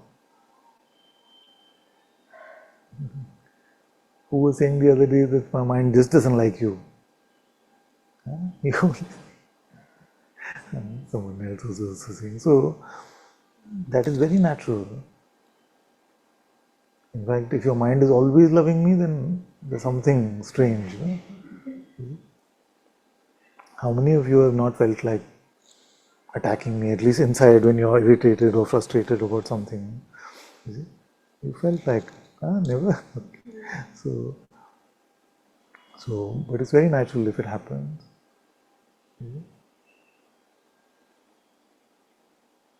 Because it's not me that it's attacking. It's attacking anything that can bring you to God's light, to get you to live in God's presence. Who was saying, was I having this dream? Where somebody was telling me that the mind was telling me, Damu was saying, he was telling me, the mind was telling me things, but the actual idea was for me to leave satsang. You see? So just leave this thing. Yeah, many of you reported to me that it just says run. Just leave it. Take a break. Take a break. Too much is happening. It's too much too soon. Take a break. Huh? Yeah, all the problems will be over. Huh? It's easier on Zoom. Just go back and hear on Zoom. Huh? Come back later. Most kids who leave say it's not, hopefully, they say it's not you really, but I just need to grow a bit more, I just need to be more ready for this. It's your mind's intention to run. It's like that revolver scene. Yes, exactly. That day I was sitting in Satsang and I'm like, don't look at Father, don't look at him, don't look at him. Yeah. And I couldn't look at you. Yeah. For a few minutes I could not look at you, even though you kept looking like you do always. Yeah. And that revolver scene came to me that it's literally like that, like saying, no, he's against you. Yeah. Don't look at him. And then in a few minutes I could. Exactly. But that's so the scary, hypnosis, Father. no? That those are the minutes of hypnosis. And the mind says, no, he's against you. Yeah? So absurd. It's so absurd, Father, because in my heart I know that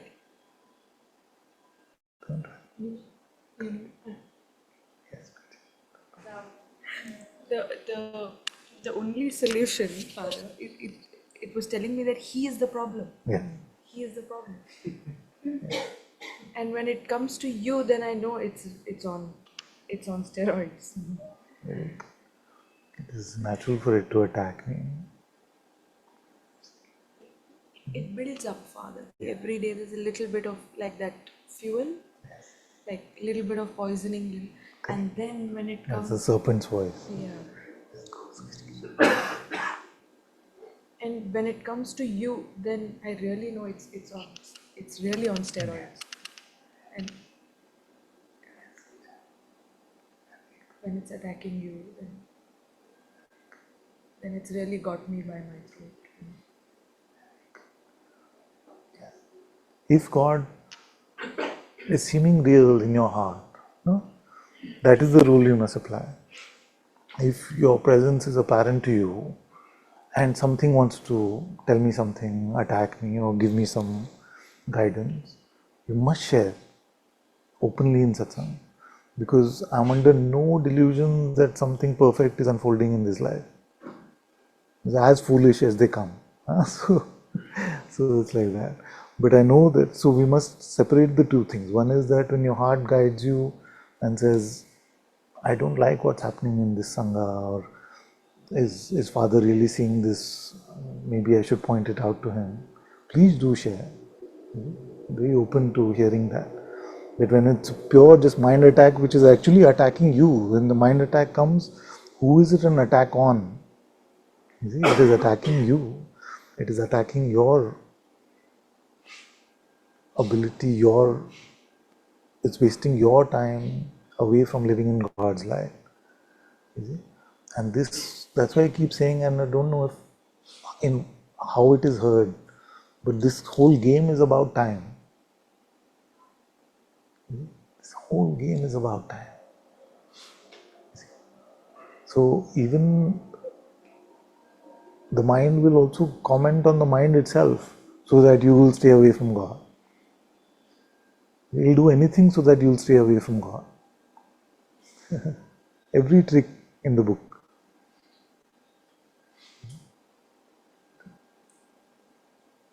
You said it's really attacking you. Yeah. He's really attacking you.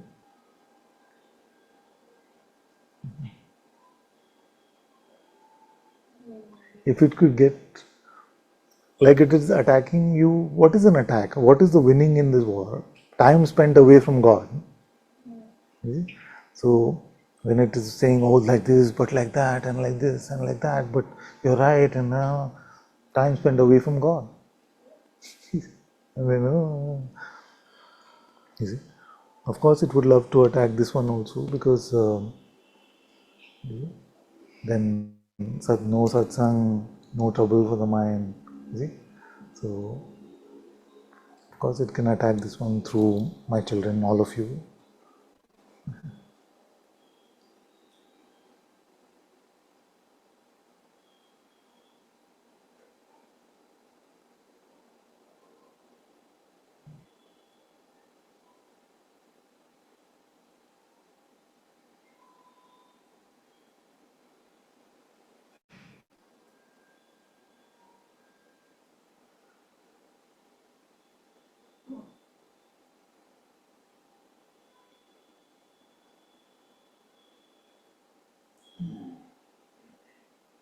That's why when you come to the right place in your heart, then just don't leave it. At least don't leave it for the same old, same old. The mind says, same old stuff. See, कुछ नया माल लाओ, फिर देखेंगे. You know, the vendor comes with the same stuff you saw last week and you said, no, I don't want. And you come back with the same stuff, you'll say, no, get some new material. You see? It keeps troubling you in the same thing.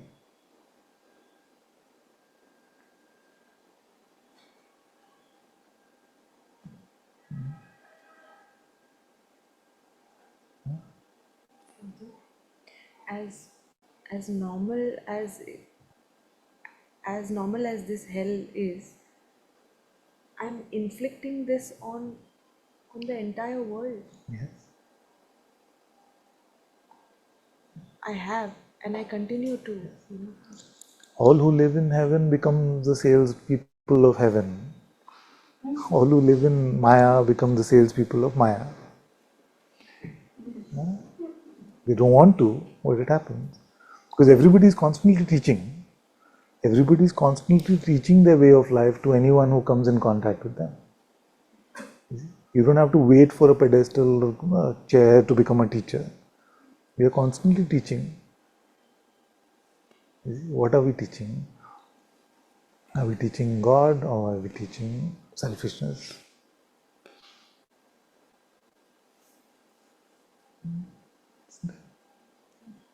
So you become an ambassador to wherever you live.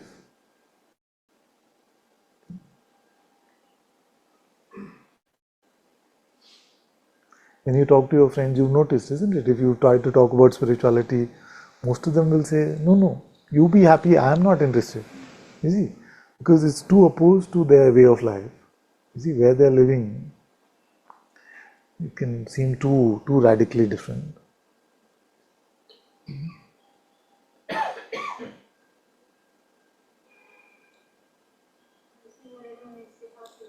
Huh?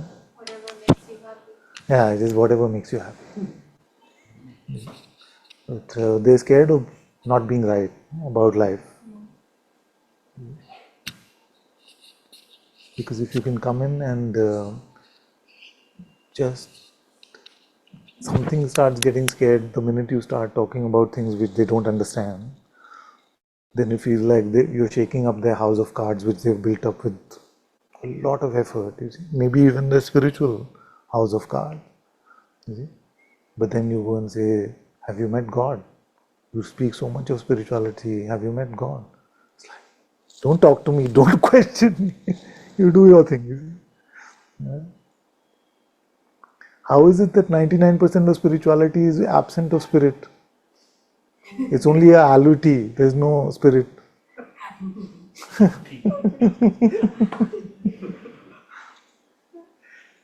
Like hardly anyone speaks of God. Spirit is the presence of God, no? The Atma is what? Whose presence is Atma? It's some human committee created, oh, let's give Atma to everyone. No, isn't it? It's the presence of God, but hardly anyone speaks of God. In spirituality, I'm saying. Mostly just talking about the world and me and the world and me. A lot of it in the West is like rebellion against religion because religion talks about divinity, God, and they want to break it down and they talk about, no, it's you, it's about you. Yes. Take care of you. But as long as they don't call it spirituality, it's okay. If it is like a way of life, you see, if it is like the right way to live, everybody has the right to present their own idea of what is the right way to live. Yes. This is the weird thing in New Age spirituality is empty of God.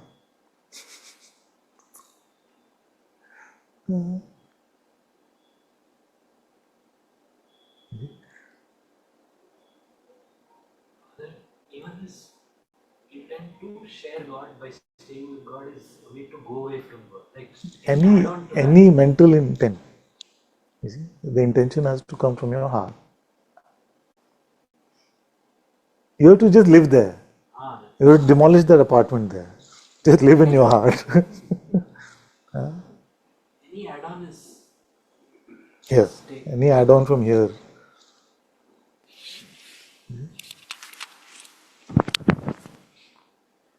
Otherwise, in the mind intellect, it is really not possible to determine what is good or what is bad. How long have humans been in existence? You know these things usually. Or Partha, you are very scientifically inclined. Or let's say whatever. So let's even say that in this way of life, we've lived for thousands of years.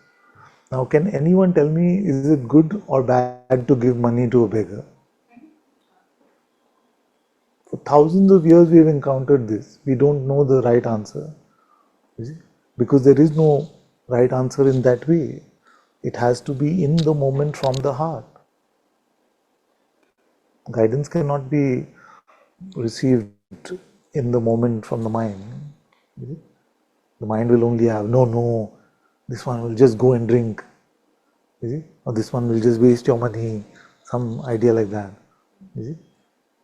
So, but you may actually meet someone who really is genuinely in need of food or in need of shelter or in need of something. Only your heart can guide you. What is the right thing to do?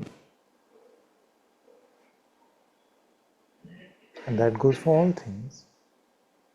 Just using that as an example to show you that we actually, as humanity, have a lot of pride about knowing so many things. But the most basic things we haven't figured out.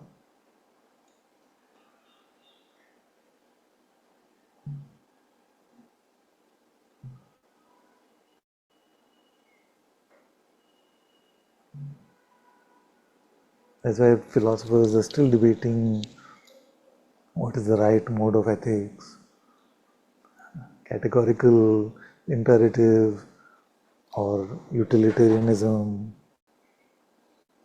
What is the right way to be? We don't know because it doesn't exist there. It exists here.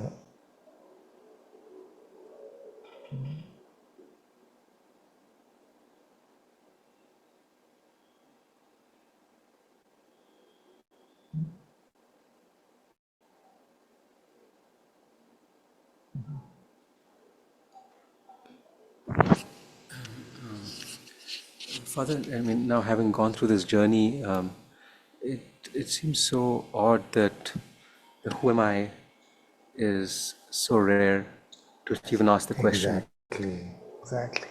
You know, Like you can go through your whole life and never encounter this question. Yes.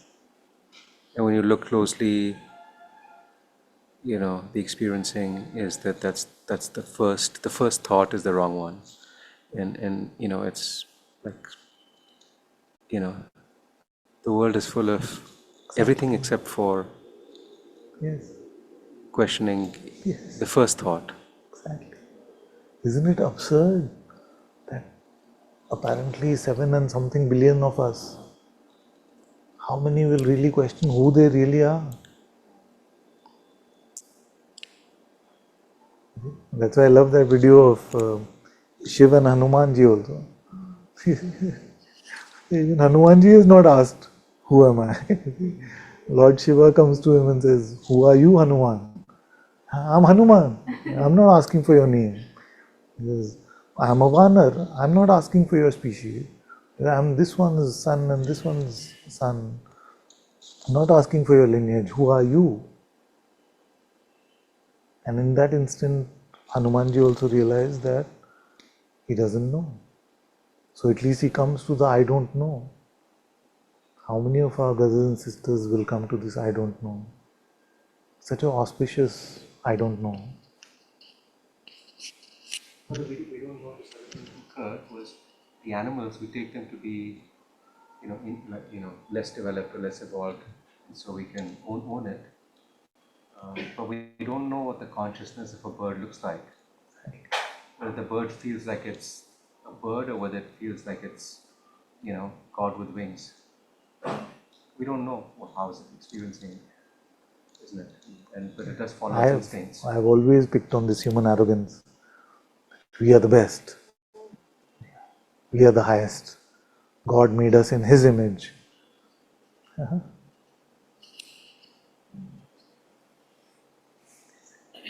Just on Arvind's point, I live with a house help in my house. Sorry, one funny thing is coming to say about this. Were you there when somebody said, I'm talking to my plants every day? And I said, please stop. You're like, you're so great. I talk to my plants and the plants are flowering because of that. Please, you must get a check on our pride. No, what? God is not running that plant's life well enough. We have to talk to it for it to flower better.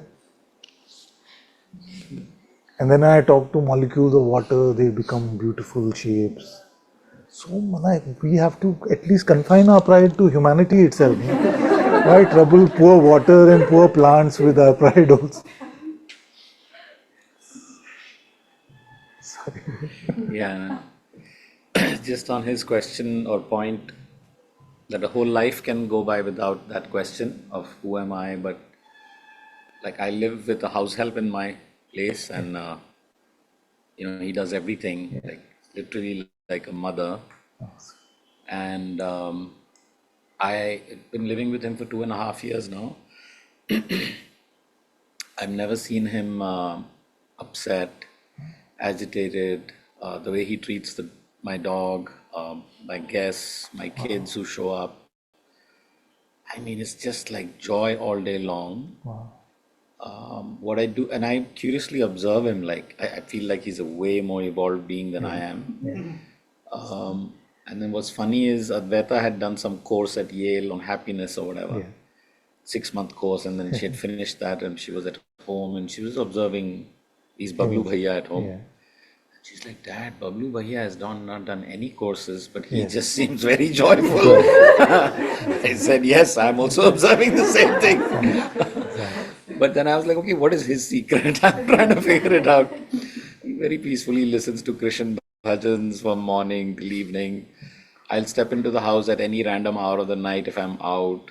He's never watching crazy stuff on TV. He's always watching some very spiritual program. So I'm sure he's not asked that question, but he's found his own way. Yeah, so it's like amazing to see that. Like yesterday or Monday when I went home after Satsang, there were diyas lit over at home. I was like, Bablu, kya hua? Like, Arey, aaj to Ram ji ka mandir banaya. And he was like real joy. He had no pride, like you said, right? If the temple creates pride, then It's it's not a that. bad thing. Exactly. But if it creates humility and genuine joy, I just really saw that in his face. Exactly.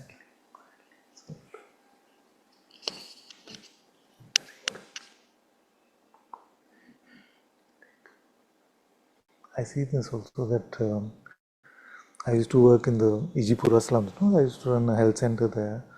So people are so happy.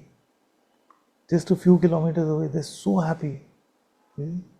It's just they have to work every day for food. They're literally hand to mouth. Daily wage earners, people who work in houses. All of these people, they smile so much more. Those who, in a way, live a surrendered life, no, in a way, I feel they learn to live in the heart more deeply. I've seen that also. Also in the villages, also I find the same thing. Have you all noticed like this or no?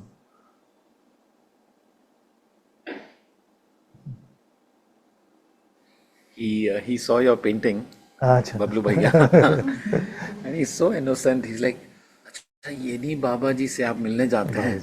I said, "हाँ इन्हीं बाबा जी से मिलने जाते हैं." Now, yeah, and then now I put it up on my family room where I play the guitar, and also he comes every morning and he does namaskar to you.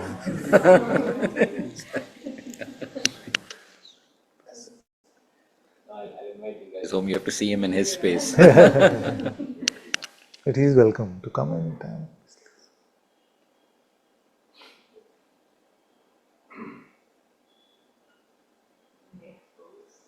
Mic? Expose on the mic? Yes? No? No? No, not something, the mind thing. Hearing that. No, I meant on the mic. On the, yes, I can Yes. expose on the mind. That on the mind. No, no. Hearing that, it's coming up in me instead of being grateful. Why God is to find myself and complicating my life so much instead of The mind attacks it in this way. Yes. That to come here and just so complicated. Yes, it's complicated. And So it all leads to your questioning your own faith about whether you're cut out for this or not. Whether you're meant to do this or not. Like my children, few of them have asked me after being in Satsang for many years, I don't know if I'm really cut out for this. What does that mean? So what I said, what came to say was, then what is the second option? Suppose you were not cut out for this. Suppose it's the most difficult thing in the world to be in God's presence, to be in God's life. Most difficult. So suppose you say it's too difficult, I can't do it. Then what is option 2? no, I have to do it. You have I have to. to do it. Yes, once you have that spirit, once you have that deep clarity that I have to, then the mind can't say, oh, I don't know if you're cut out for this. You see? It's like, to paraphrase Plato's cave metaphor, once you see that there's a true world out there, you cannot agree to live pretending as if the shadows is the real world. Isn't it? You know Plato's story, right? So in a way, the Matrix also represents that. No? Where there's a character in the Matrix who says, I know it's not real, it's just a program, but I can taste this steak, I can enjoy this wine, I'm fine. Is it? So that's what it really comes down to, whether we are willing to accept our life as a lie or move to the truth, even especially when it seems difficult. So if you have to, then complicated, easy, doesn't matter. But why God is not helping me a little bit more Yeah. to take decisions or to show me Why God, we Yes, can never why, say. the why question. But even especially why God? Yes. Yes. Like why God doesn't help me more? Yes. Can we really say He's not? Can we really know what anything is for?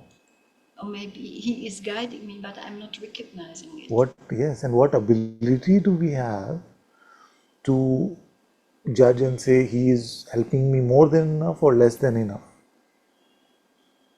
Where do we have that capacity? No, it's more on my side. Yeah, I it's just the recognize. mind which attacks. Yes. And it's like you have to admire its courage. Huh? It can attack God, Guru, everyone, just like boom, boom. Why God doesn't? How does it have that courage to even say that? Talking about God, the light of this universe and trillions of universes like this is nothing for Him. That God, real presence, real being called God.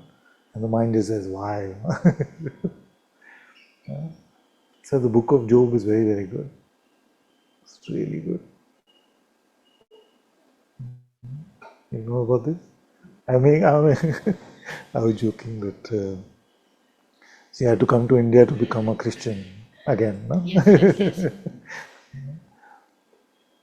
The book of Job is one of the books in the Bible. I would recommend it to everyone. It's very strong, very tough read, but if you really meet it and read it as if it's happening to you, it's really strong. But it just gives you so much strength inside. Job, Job. Like the desert of Jehu. I'm not firm in Christian. You just look for it online. Job. How you say it? Hiob. In German, it's Hiob. Job.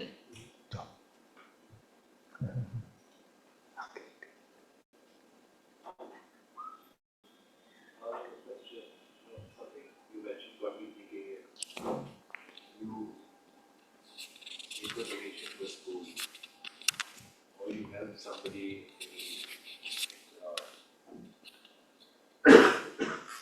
then are you helping them so that you feel good? Yes. Or are you helping them because you truly want to help them? Because you could just be doing it because you're allowing your ego to bloat.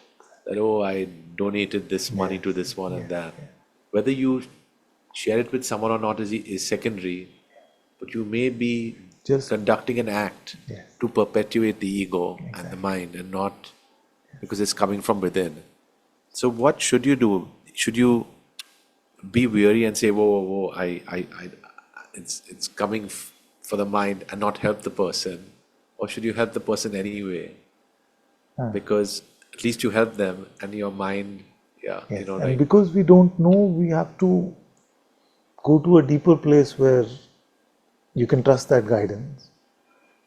So we can't templatize it and say, we should always do like this.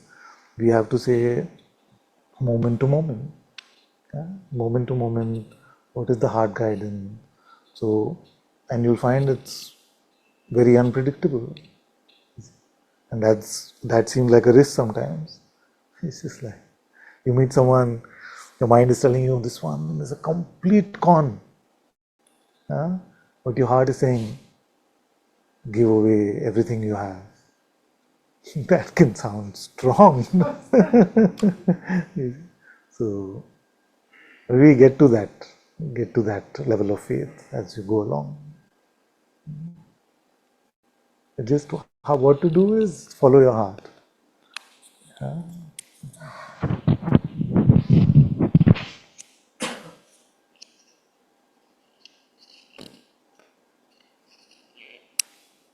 That's why the other day we were talking about exploitation and being taken for a ride. These topics were coming up in the Sangha also.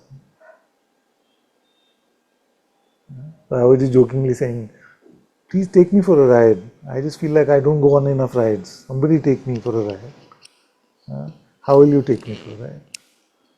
Suppose you give me some story and you take all my material possession. Okay, take. Is that the ride? How can you take me for a ride? What I really have, I want to give everyone. You see, what I really have, my true treasure, I want to distribute more, not enough for taking it. You see? And the false treasure, anyway, I don't have much of, so I don't know what can be taken, but it's available.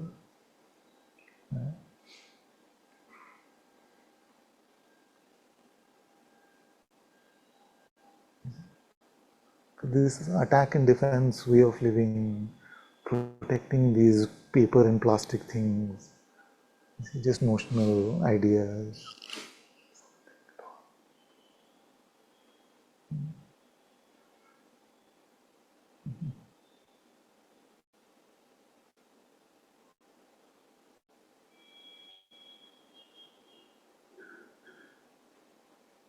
There's a lack of faith also that God is just.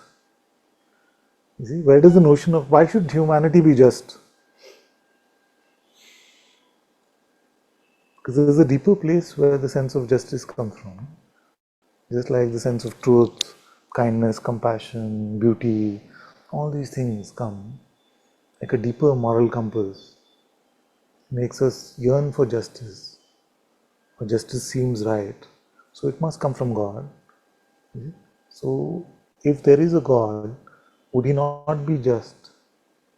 Could it be that there is an unjust God up there, metaphorically? Can't be. So if you have full faith in God's justice, why you have to take on such difficult problems to solve? Who's conning me? Who is serving me? Who is true? Who is false? He's seeing all this. He sees every heartbeat. He beats every heart. He is aware of every breath that all of us take, every breath. Time is his plaything. He is not losing time like us. It's a toy for him, nothing. So don't take on things which are his to manage.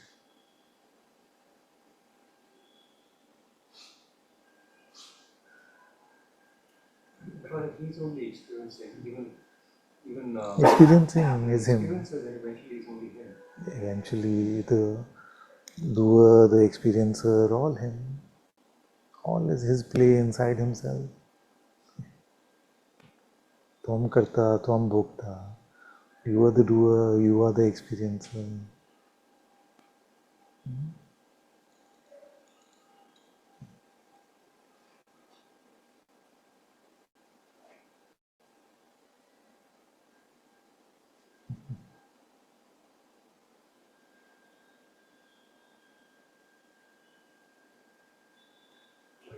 Yes, please. I saw a film. Give him the mic before he finishes before the mic. As long as the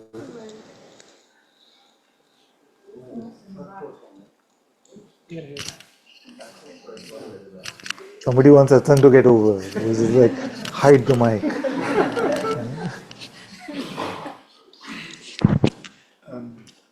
It's relating to what you said about God's, the only justice existing is God's justice. I saw a film, Claudia saw it also, and it was a film about different people who were very religious. And there was a Jew, and he was really, you could feel that he had really faith in God. And he said the biggest challenge for him was to ask himself, why could the Shoah happen to my people? Yes, and I felt a lot of understanding for this big doubt. What is the Shoah? The Holocaust. The Shoah is when the Nazis were killing 6 million of the Holocaust. Yes, yeah. Shoah is the Jewish expression for Holocaust. Yes. And that was his biggest challenge for his trust in God's justice. Yes. And I was very much with him. Yeah. So when I saw this. So God's light finds a way to shine through even in the most oppressive mind-created circumstances that humanity has done to itself. Like if you see the movie, Life is Beautiful. Have you seen Life is Beautiful? Such a beautiful movie about, it's like divinity without calling it divinity. Managing to retain a lightness and aliveness even in the most oppressive circumstance. So beautiful. There's so many stories of so much courage and valor and compassion and kindness.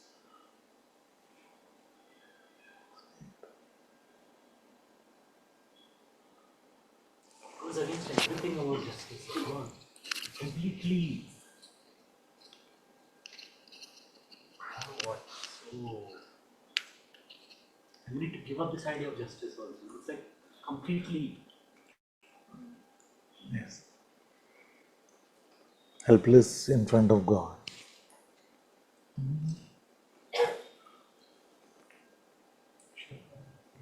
It's tough.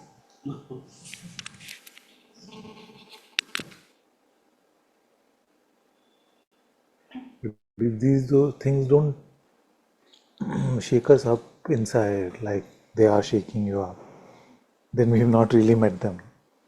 So I'm very happy that something is being met that we really start to question,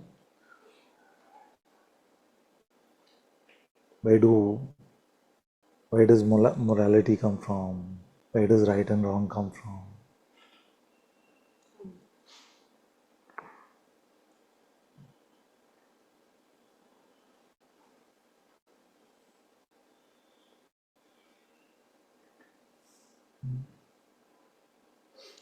There are many who don't believe or don't have faith, more importantly, in God. Strongly believe that people should know right from wrong. So this universal standard of what makes right right and wrong wrong, where does it come from? If there is no common intelligence, no common substance called God, then everybody should be able to define for themselves. And that is the mind's idea of freedom anyway. I should do what I want to do is the mind's idea of freedom.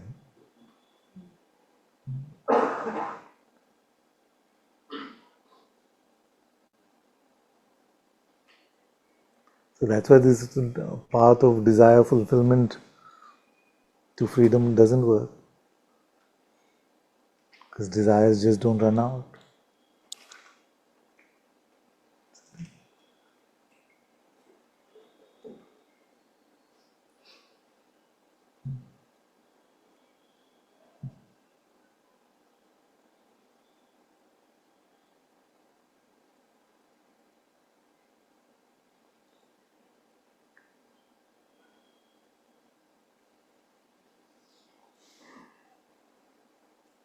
So before the mic comes, so how does a child, whether they're in any part of the world, but they're 5, 6 years old, and suppose they were never given a teaching about telling the truth is better than telling a lie, but somewhere they know not to lie.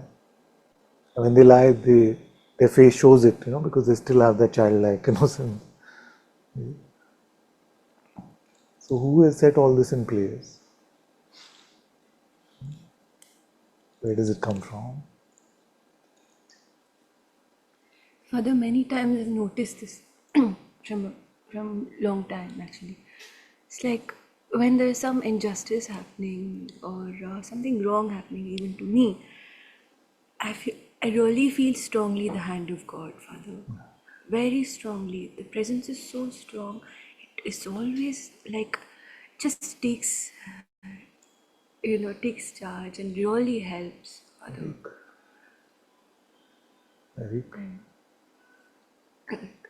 And whenever I have been in some kind of a situation, difficult situation, Father, where I give up, like this is not in my hand, I've always got Him take over, Father. That's He's always taken over. Very good.